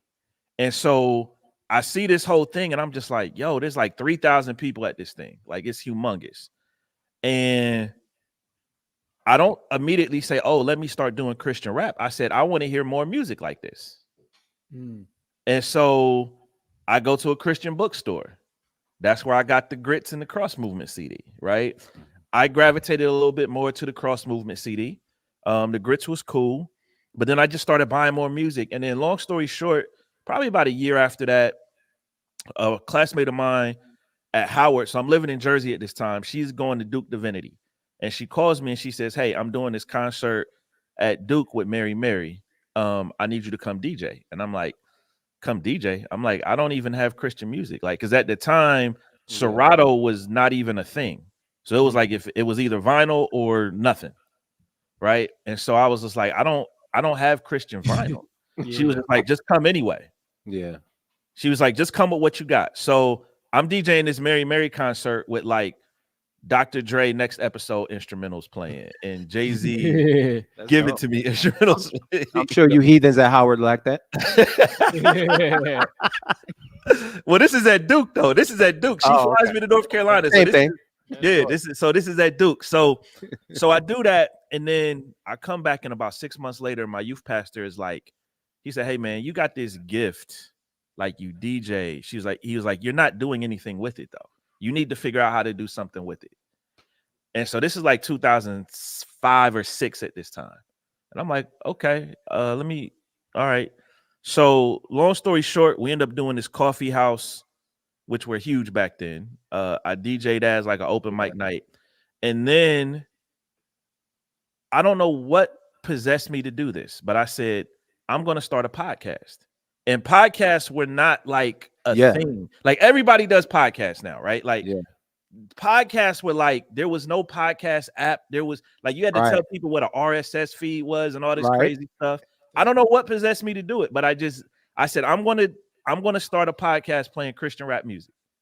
And that's how that was really how things started with the Wado Radio and you changed show. The world though, and then changed the world. You know, it's crazy. A little bit after you started the podcast, I started mine, Lions and Liars podcast. I remember that. In like 2009. Yep. So I remember that. It was crazy. People weren't doing podcasts back then. And I think about if I would have kept that up, I could be making millions.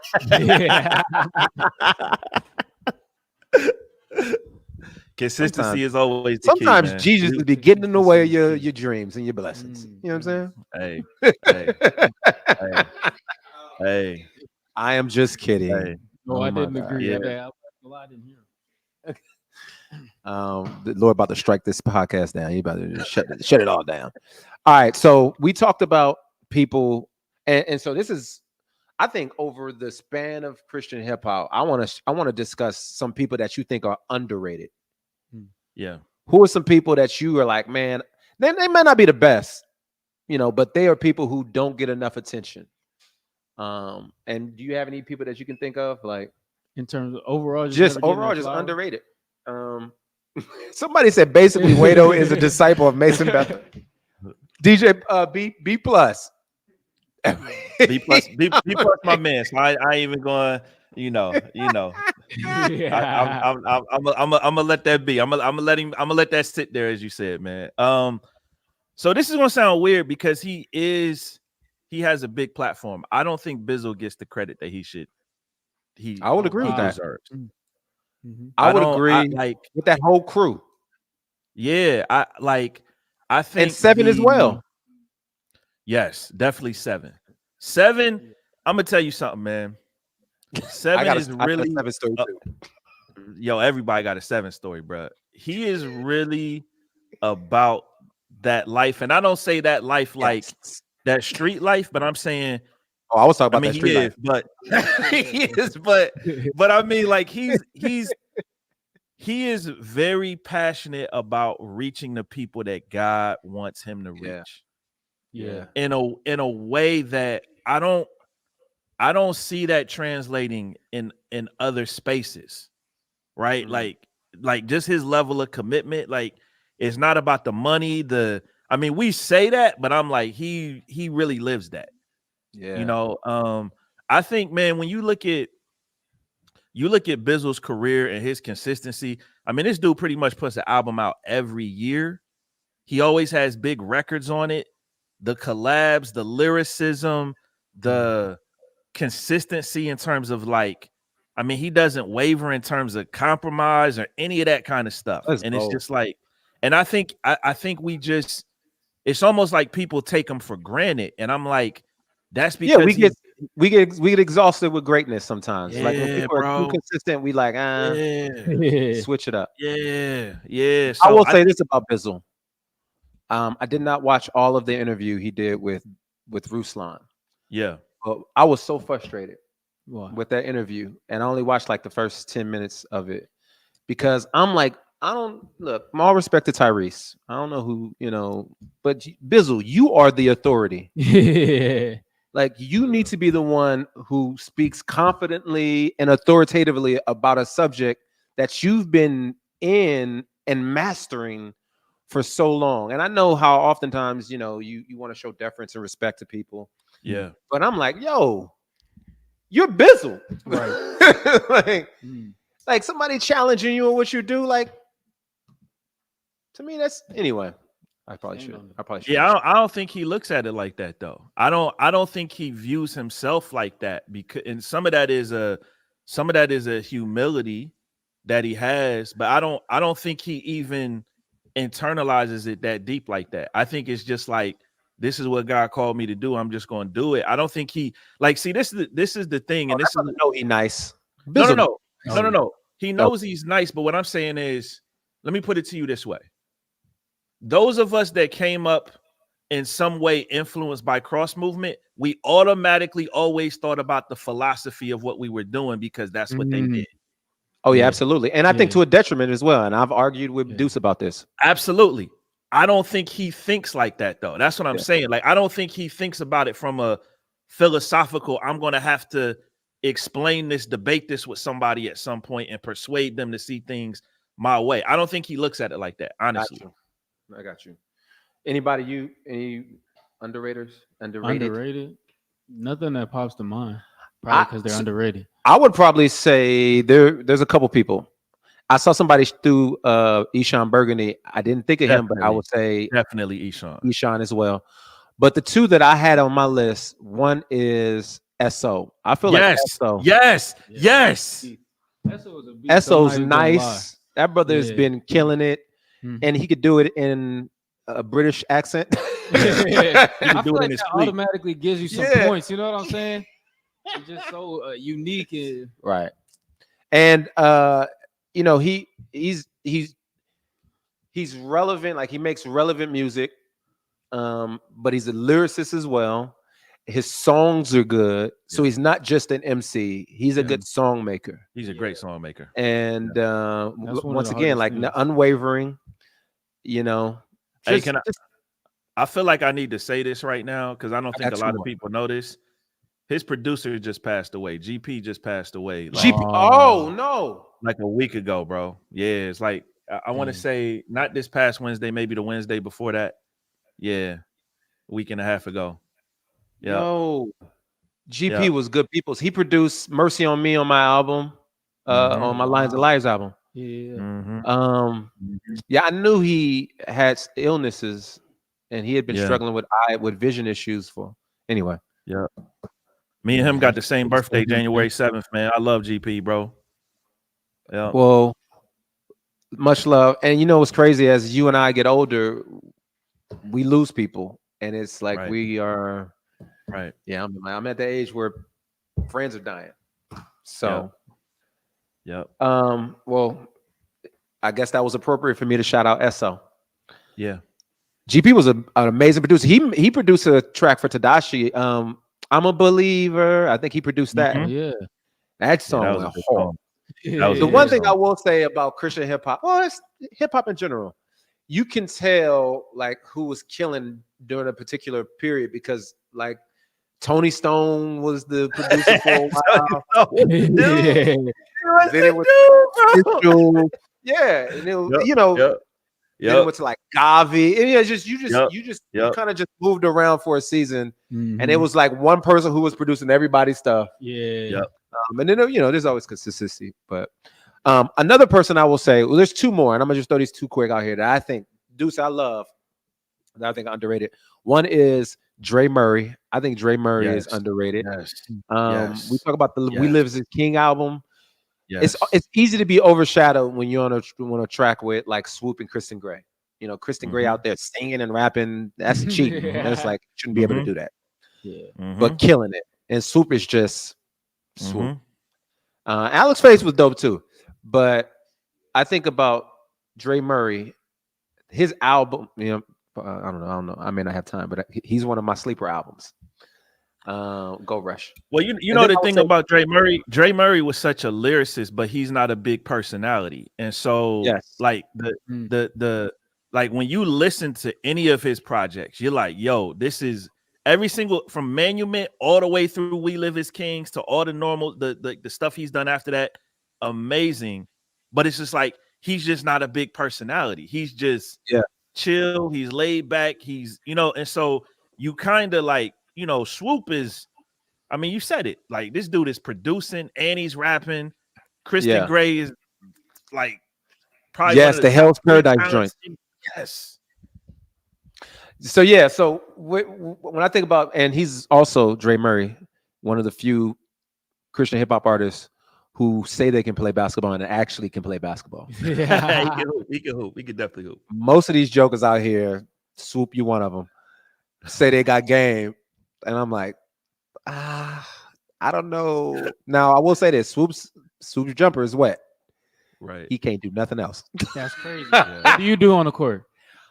First of all, we know I got game, so I don't even gotta defend himself or prove himself. Yeah, right? we ain't got to. I think I had Instagram stories. Watch him just knock them down. Bam. So, and then lastly, I'm gonna throw this out here. Now, I understand why this person is underrated, but I just think he's dope. Taylor Gray. Yeah. Yep. But I can see why he's underrated. And then I remember him with his brother, the Elevationer. I thought they was dope. But Taylor Gray is a dude he was who's smooth and still putting out some good stuff. So I don't know. Excellent. Anybody else? You got anybody else? No, like I said. All right. So, but I do have a question. Especially as you've seen it all. You've seen it all and you're still tapped in, As you've watched Christian hip hop and hip hop come and go, if you navigated the landscape, what do you look for, or what do you see in artists that you're like, man, this person's either gonna blow, or this person's gonna be very impactful? What do you see usually? Have you predicted some artists where you saw them and you were like, they were small and maybe they came through and you were like, oh, this person's gonna make some waves? Yeah, I mean, Esso was one of them. Like, you know, I was probably the first person in the States playing Esso music. Like, I seen that.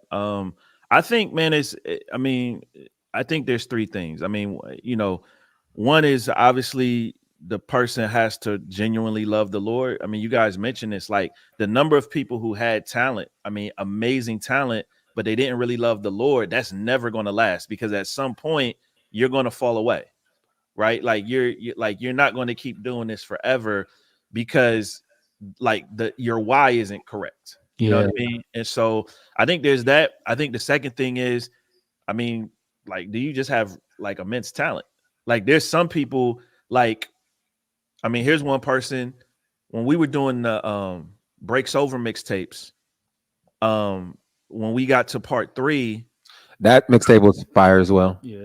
Yeah, John. So John Gibbs was not a known artist at that point. Yeah, he was just Belief's brother-in-law. You know what I mean? And it was just like, this is a dude we got off the street, basically. And you could see right away, like, yo, this dude's talent level is through the freaking roof. Like, you could just see it. You know what I mean? He was raw. I mean, he was still cursing and smoking cigarettes and all of that stuff, but you could see the talent. So you look at that, and then the other thing is consistency.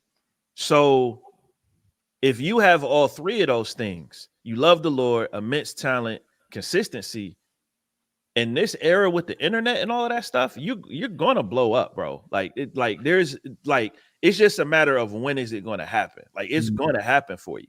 And the most important of those, honestly, is consistency. Yes. And I'm not saying I agree with that, but what I'm saying is if you are consistent, you don't even have to have talent. No, let me change that. You don't have to have immense talent. Right. Right. Because if you're flooding the market, right, and your brand is tight and you're consistent, people will tap in. Man, even if your brand ain't tight, they gonna tap in, bro. Yeah, this is true. This is true. You a branding expert, so that's always gonna be a thing for you. But that's crazy, because I don't see myself as a branding expert. You are, though. I literally asked him about that today, and he was just like, "Yeah, I don't think I do good." I was like, "Interesting, bro. Look at that set you on. I know you designed it. I knew Come you. On, let's go. Whoa. I knew it. As soon as you said that, the woman in the back looked up and was like, "You better not lie. You better not. You better not lie." But it was the help of wonderful people. You guys want to be in front of the camera and show your faces?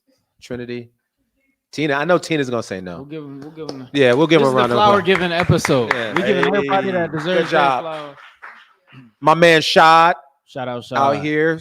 Drove many hours to help us on the production as well. My man Justin, my man Lawrence. So, anybody want to give their quick testimony on how they came into Christian hip hop? That is crazy. Real quick. Come on, Shad. Real quick. Come right here. You got 30 seconds, Shad. 45 seconds. All right, Shad. And the time it takes for you to get up there counts too. Yep, that counts too. All right, bet. Yeah, there you go. Give him camera on him. Yeah, I know. I got camera on Shad. The sound you know man. Let's go, Shad. First off, my mom bought a Cross Movement album. Cross Movement. And Human Emergency was mad dope because, well, first off, my mom was in hip hop on it. I was introduced to Onyx, all of that. You know what I mean? So when in high school, she put me on to Cross Movement, Human Emergency. The first song on that joint was The Light. Yes. And that joint was The Light of Crisis. Mad. Oh, you know, I'm from New York, so everything is bars. So The Light had nothing but bars. But that's how I was introduced to The Truth. That verse on The Truth joint was fire, bro. I mean, fire. So boom. So that was like a little segue. I did, you know, dibbled and dabbled in some things. And I think I got saved back in like 09, I believe. And I was listening to this at that time when you get saved, like you were saying, you only gotta listen to Kirk Franklin's and the Kirk Franklins and the Fred Hammonds and things like that. And then I was listening to this this TV show or whatever, and it had nothing but gospel music or whatever. And then I heard "We Can Be More." It was a video. What? For "We Can Be More." No lie. Hey, That's hey, This story hey, just got better. hey. The story just got much better. serious. Listen to "We Could Be More," and I was like, and at that time I was like I could say I dabbled in some bars and stuff like that, but that "We Can Be More" was about the ladies, and I was like, this is a Christian joint about ladies. This junk is fire. So I was trendsetting, y'all. I was trendsetting. Trendsetting. So I did that joint. I listened to that, and no lie, I found "Lions and Liars." I bought I bought that album, and then I bought tickets to the Reach concert in somewhere in Jersey. Okay. And I didn't know about That's Reach. probably the one I threw. So from Reach, I wonder what show it was because it was probably one that you was DJing. I think it was.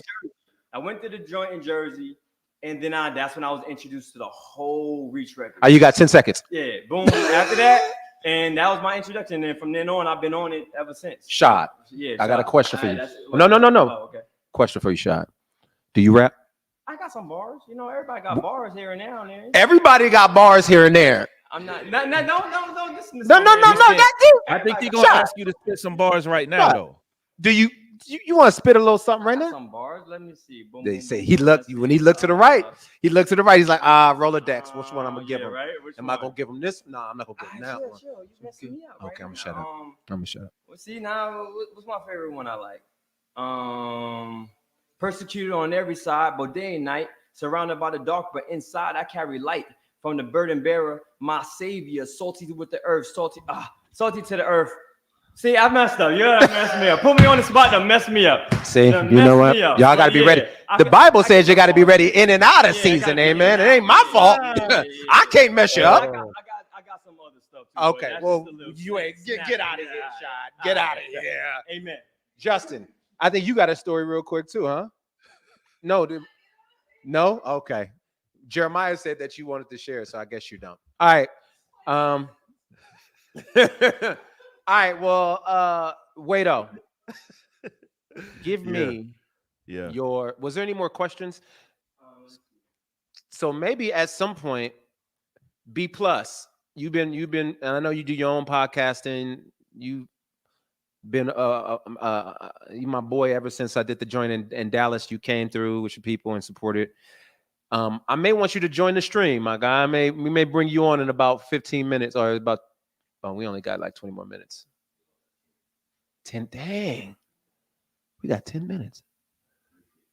Okay. All right. Where did Jeremiah go? All right. So, Wado, let's talk top 5 albums.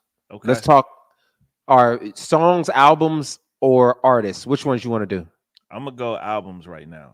All right.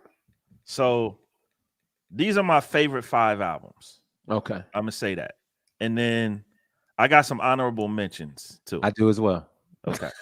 I got some honorable mentions. Okay. So you want me to do honorable mentions first or the top 5 first? Which one we do?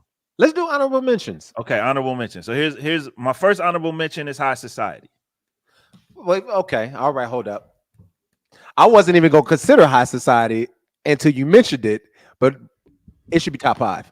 So Well, here's the only reason why it's not top 5. All right. Honestly, because it's not on the streaming platforms. That's the only reason. it is. Is it now? Okay, so Yep. then it's top 5. I'm gonna have to kick something out. I don't know what I'm gonna kick out yet. I don't know Okay. what I'm gonna kick out. But nah, But- I'm just messing with you. But Nah, thank that you. yeah, that project was trend setting on so many levels. Okay. Jafia Life, Pages of Life. That album was something else. Bro. I may have to start changing my list as you talk. Bro. Okay.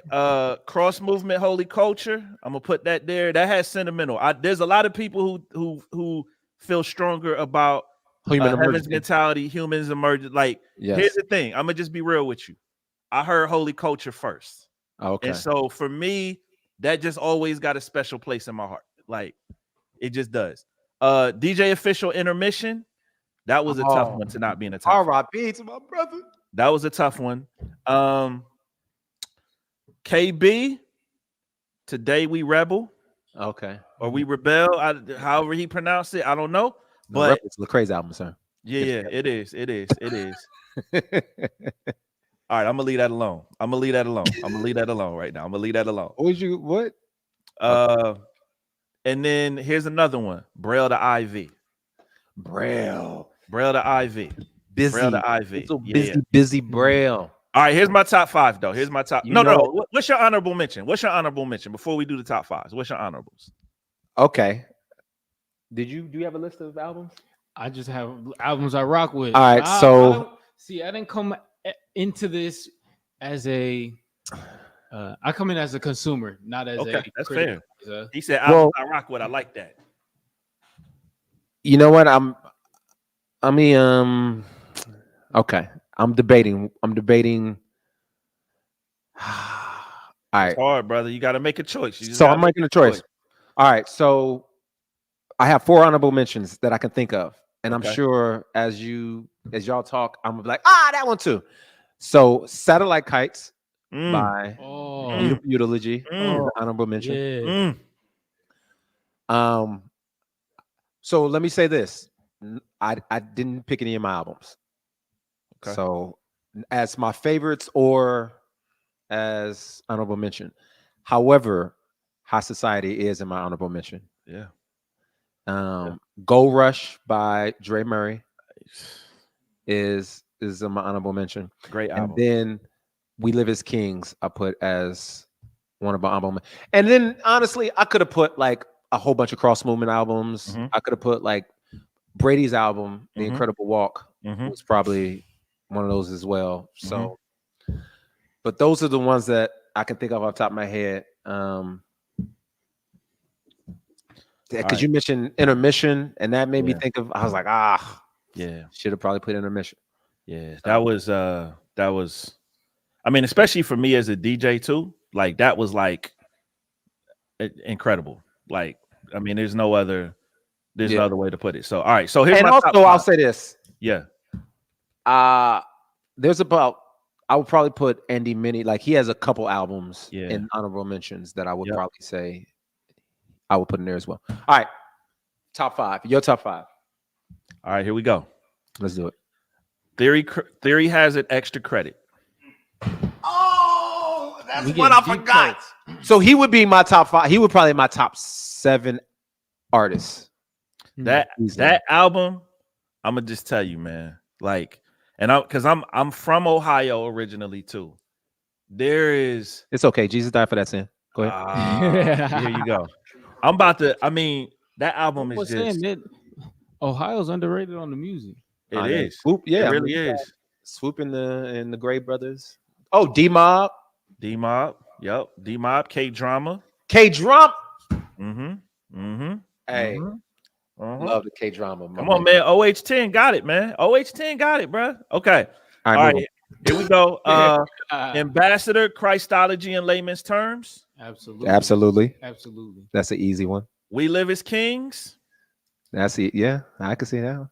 Okay, here's another one. Esham Burgundy, blood rushing to my head. Yes, I can see that. That's that gully hip hop. And then here's my last one. Lecrae Rebel. There we go. That's my 5. Here are my 5. All right. So I have. This is. So I feel like I'm cheating a little bit. So I have Human Emergency. Yeah. Because if I'm honest, I had to pick a cross movement because that is literally who I am right now, part of who I am. And so I said, which one is my favorite? Yep. Human Emergency was my favorite. But then this is the reason why I feel like I'm cheating the list because Christology is also up there too. I mean, and it's like Christology. When I heard Christology, I was like, I don't know why anybody else is rapping. I don't even know why y'all suckers is doing this. I need to stop. This man is up here giving us the bars and theology. Yep. Even though you a sucker and I'm coming for you, I got a diss track for you. Is that the official invention of lyrical theology? That album? I don't know. We probably have to ask. Didn't Shailene coin that? I was about to say, yeah. I know Shailene coined it, but I'm just saying. I would probably say this. Was he doing that before that album? I would say as a biased observer, I would say no. Nobody was. I would say that was it. That was the one. Yeah. Let's just take it in for 5 seconds. I'd say, Just take this in. Just taking Christology in layman's term. All right, we're good. I was just gonna say that I think if you're not biased, that album has to be in everybody's top 5. If you're looking at just It's what like it did- Illmatic. huh? It's like an Illmatic. Exactly. It is. It is. Yeah, it's like no matter how you feel about, you just know it shaped culture. Mm-hmm. All right, so that's it. Those two. Swoop's Wake Up is up there. That's an omission for me.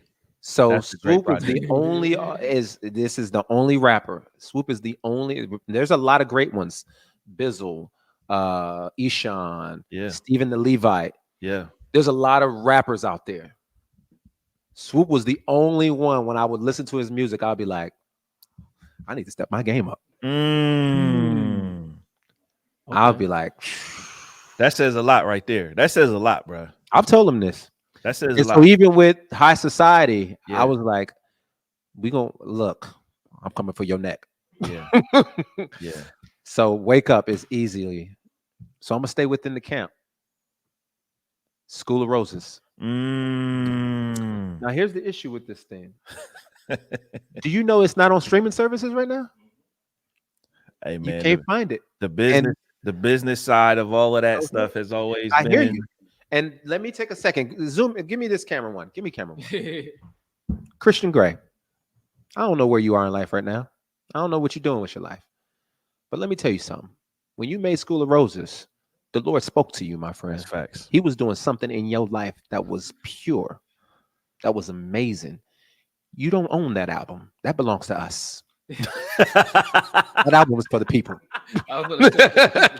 That album, that's the Lord's album. Oh man. So go ahead and loose that thing, hey? You know what I'm saying?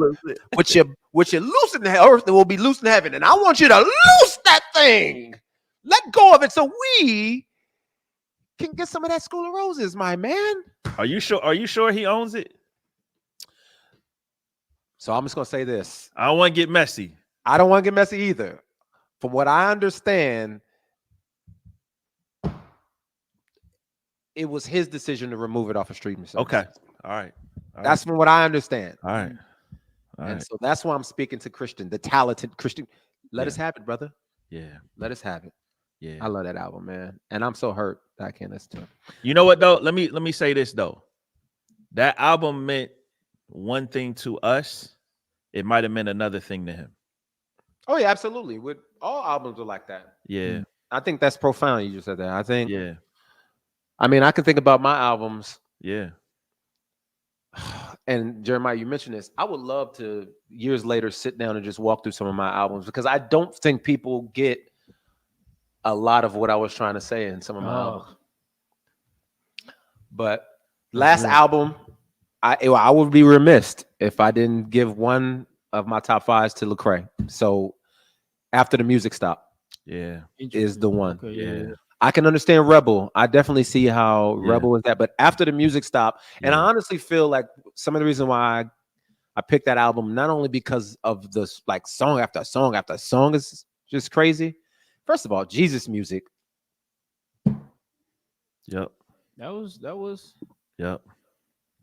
Jesus music was culture, bro. That was the culture. You know the line I remember the most from that album, no? What is it? It's him talking about you and him getting saved on the same night, James White. Yeah. So hearing you tell that story earlier, I was just chuckling because I always, whenever I hear anyone talk about that album, I think about that line for some reason. And I don't know what it is, but and also because of the moment of life we were in. Yeah. Like, it was just, I hate to use the word pure as if it's no longer pure, but it was such a God moment and what the Lord was doing. So it's probably simple, bro. It's probably simple. It was very simple. So I started doing a documentary on his album around the time it dropped. What's interesting is that I followed him. Quick story. So the reason why I started to do this documentary is because there was this letter we got, or an email we got at the label, like this dude was dying, and he was like, "I probably got a month or two to live. and the one thing I want in life is for Lecrae, or is to go to a Lecrae concert. Kid you not. Wow. And so they ignored the email apparently for like a couple weeks, and the mother kept emailing like, "Hey, my son is," and so finally somebody responds and finds out like, "Oh no, this is legit." They verify everything, talk to other people. So Lecrae and I get on a plane. We go to like Bonanza, Oregon. Wow. Bonanza, Oregon. Literally farms. You just made that up. Country. I did not. Y'all Google it. Bonanza is a real place. And I just come with my camera, and he goes to Bonanza. They clear out this church. Lecrae puts on this concert, my man. So we spent the whole like weekend with him. So we stayed in his house. We talked to him. They allowed me to capture it all on film and everything. So at this time, I'm still in school because no, I don't think I was in school anymore. But anyway, I was studying film and television. So at the concert, literally, ain't nothing but white faces. Of course. But people in overalls. Like they just got off the farm. And so I'm just sitting here just like, this is bananas. And so bananas and bonanza. Yep. This is bonanza. And so, years later, I stopped doing a documentary because I was really trying to do a documentary on Christian hip hop, because it started off with Lecrae. It was called After the Music Stopped. And then I started to expand it to other people. I started interviewing and then I put it down. And then years later, Art Hooker comes up and he's like, Art, hey, I want to continue doing this. Art.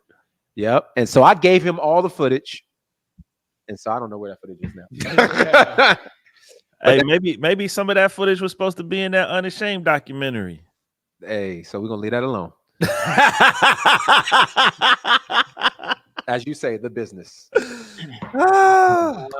So for me, in no particular order, like I said, I thought of this as a consumer, but I mean, well, I do have one particular order, and Christology is number one for me.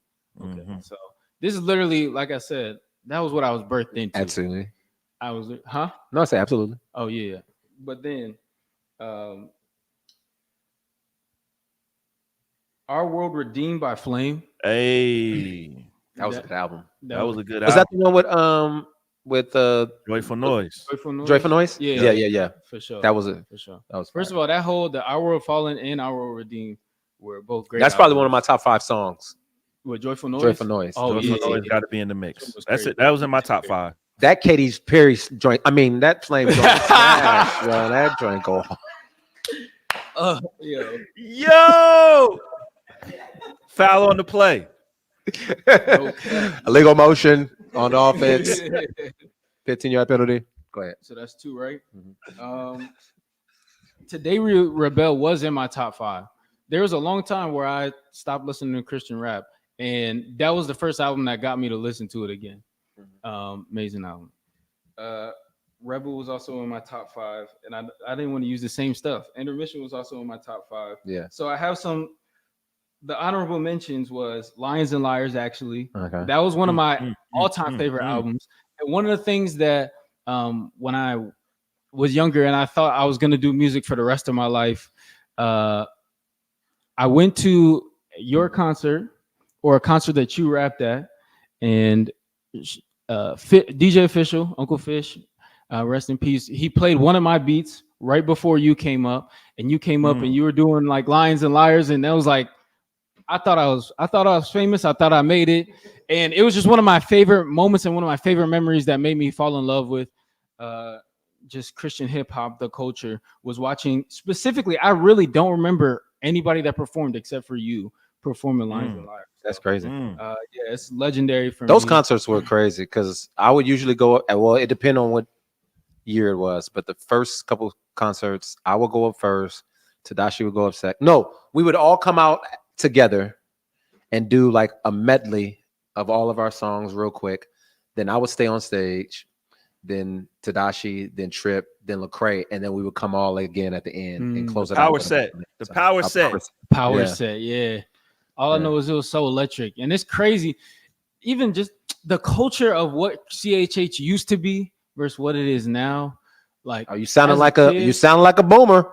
You sounded like Show Baraka now. I'm fine with it. I'm fine with it. I think today they're starting to re-foster that, and so like the artists that you'll see in their different camps will connect. They'll do shows together. They'll do different things, and so it's dope. I'm kind of outside of it, but like I just remember going to all the shows and knowing all the artists and being like, whoa, Yeah. and like the culture, people staying and talking after, and the person who the artists were not just artists, but they were also like teachers. And so people would surround them and want to like learn from them, and yeah, they would but not to make this like a one-sided, great conversations and stuff.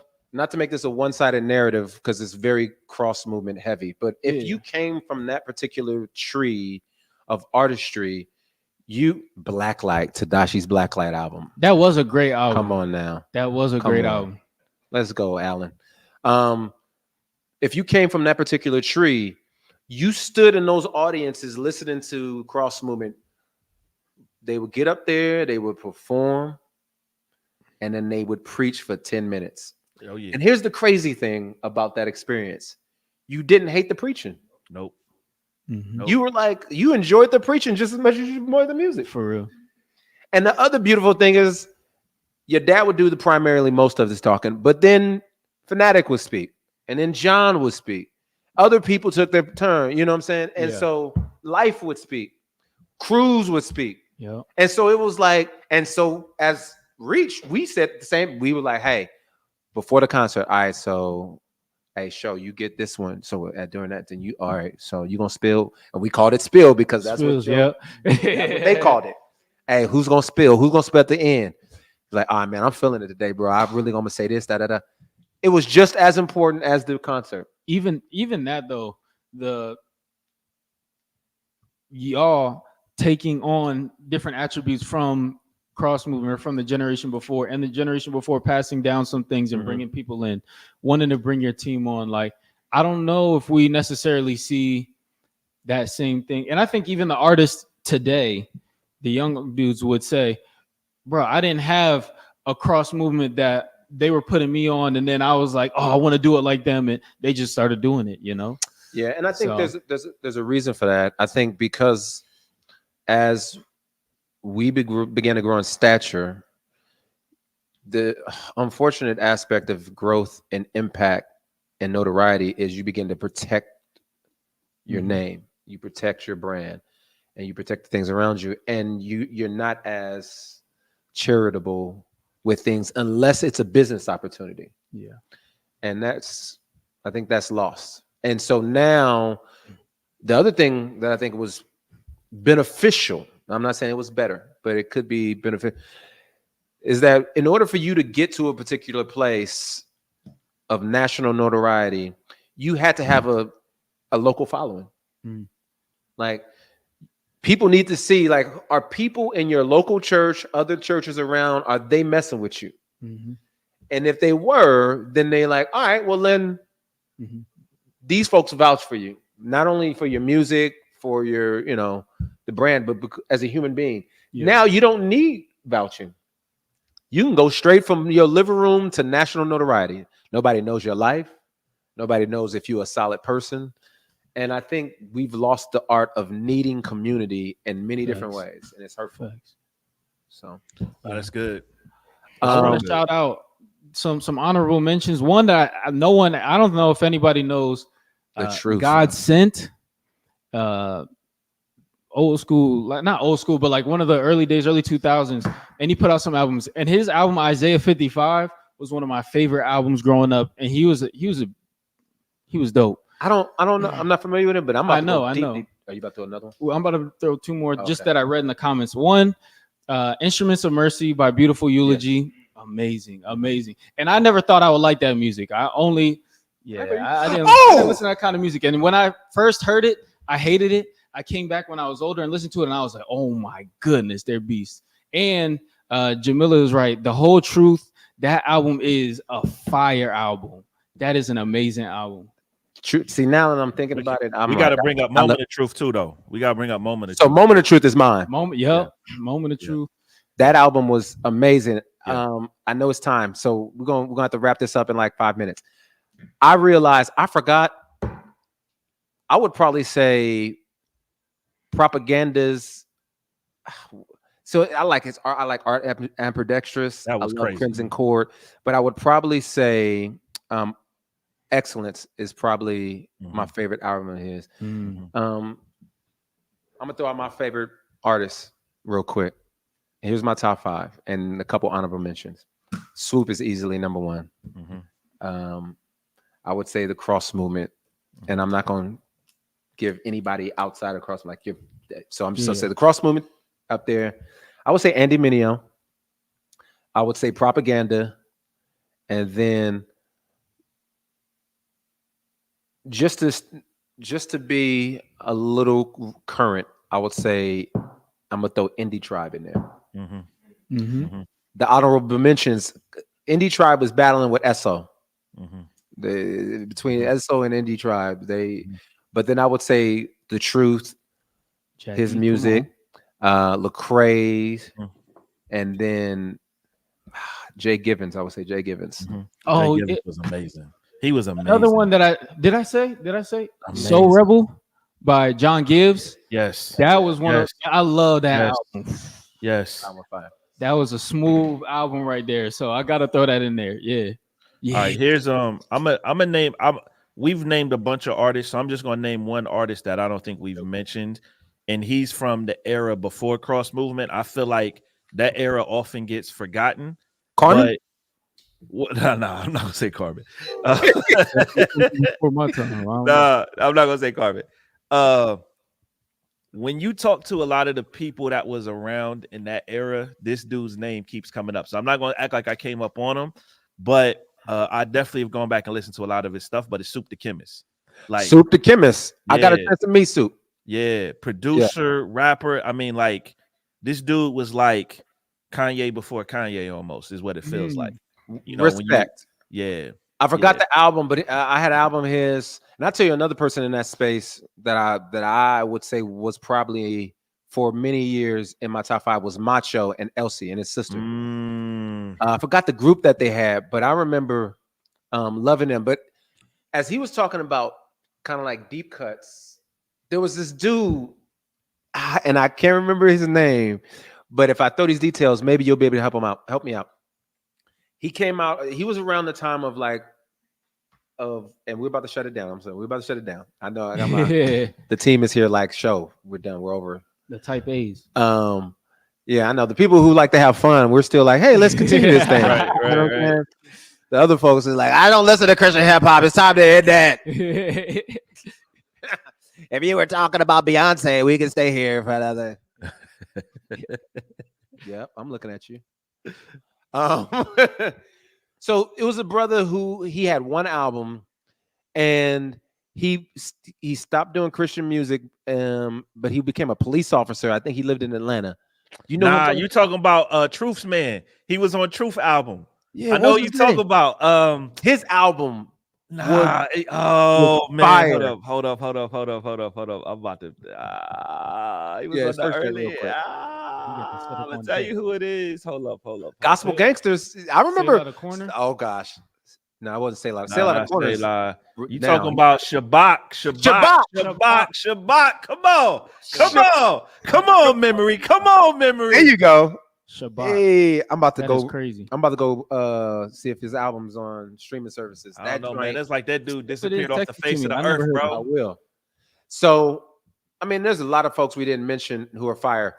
I had a I see Jackie Hill. Yep. Jackie. Much love to like Mahogany Jones, Erica Kumbo. Some sisters out there. Chosen out in St. Louis. Angie Rose. Yeah. So anyway, Rose. I'm not gonna tell. I had a gospel gangster story. I met them.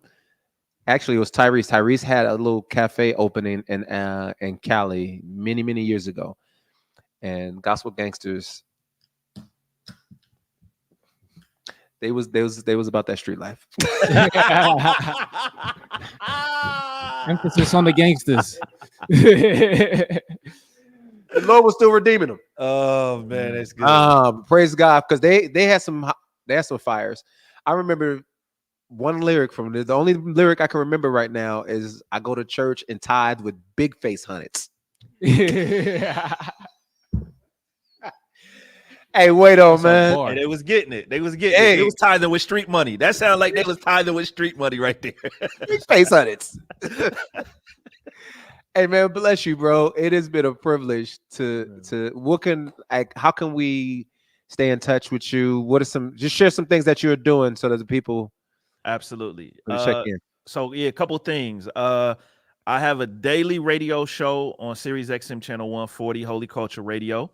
Come on from 6 to 8. I love the Holy Culture Radio. Been doing it for a while. Long time. Holy Culture's been holding it down from being a what is it, like a board, not a board. What I'm trying to say, like message board. Yeah, it's a message board. Yeah, from being a message board to now, look at us. See what happens when there's consistency. Not so much talent, but just consistency. Yeah, that's crazy. that was shade. I was just joking. That's a little shade. That's a little shade. That's a little all shade. talent. I'm just playing. Just that's a little shade. There's a little shade. Also, let's shout out Rapzilla while we're here. Rapzilla, shout out Rapzilla. They also held it down. Let's shout out the Legacy Conference. Hey. Flavor Fest. Hey. Flavor Fest. Hey, you shouting out the institutions now. Come on, that's true. We didn't even get to. We don't got time, but the institutions too. There were some institutions that held up the culture for a while. Hey, we got to do a number 2, Wado. Let me know. Text me. Let me know when we can do this again. And then I'm gonna get B+ to jump on next time. Yes, sir. And, I'm gonna do it when we in Atlanta. I'm gonna be in Atlanta. I got a couple trips to Atlanta coming up. Seriously, we're gonna coordinate this. Yeah, one of them is on a Saturday too. So okay. So yeah, other than the daily show on Sirius, what else? Social media. I don't post as much. I've gotten to show Baraka disease where I don't post as much on social media as I used to. But once you hit a certain level, you get to drop in when you feel like it. That is not true. Nah, everybody's supposed to be posting all the time, man. That's just the rules now, man. It's just everybody needs to take a break too, because some you do need a break. I'm actually on a break from social right now. I got one more week. I hear you. But yeah, so yeah, but that's it. Back. What are those socials? At DJ Wado, Twitter, I am DJ Wado, Instagram and Threads. But yeah, I'm on TikTok too. Are people on Threads still? I mean, like, do I need to be on Threads? Because it's working for some people. Got you. I don't put a lot of stock into it because Twitter, I still get more action on Twitter. But I post stuff on Threads periodically. Does your wife know you're getting action on Twitter? Not that kind of action, man. That's okay. I didn't know if you was trying to use. Come on, man. My wife. That is bad culture. That's bad culture. No, not that. All right. Not that kind of. On that note. Hey, thank you so much, Wado, man. God bless love y'all. Love y'all. Love y'all. Love y'all. Thanks for having me. Dope for the culture. Appreciate that, bro. All right, man. This was a blessing. This was lovely. I had way more fun than I thought I was gonna have. Yeah, for real. Yo, y'all go out there and support Christian hip hop. Support the people who don't want to be considered Christian hip hop. Still support them too. I remember Chucky J Gaming said, "Thanks for doing this, gents. I'm gonna go revisit these albums," and that's something that I think was an unintended consequence. Like, we weren't necessarily trying to get people to re-listen to albums, but re-listen to stuff. Maybe it'll restoke people's affections for the culture, for the music, for the things that are being talked about in those albums. So that's dope. Yeah, absolutely. My man Ben Monroe said this was dope. Sir. Was supposed to be here today, but he's a terrible human being. That's crazy. Just playing. You got a diss track for him too? I got a diss track for Ben. I got Shad. You got one? Shad got one lined up. I'll tell you, if you do one thing wrong to me, I got a diss track. You didn't rap today, so guess what? You got a diss track coming. Word. Ladies and gentlemen, I'll come back with one. We love you. Be joyous. Do good.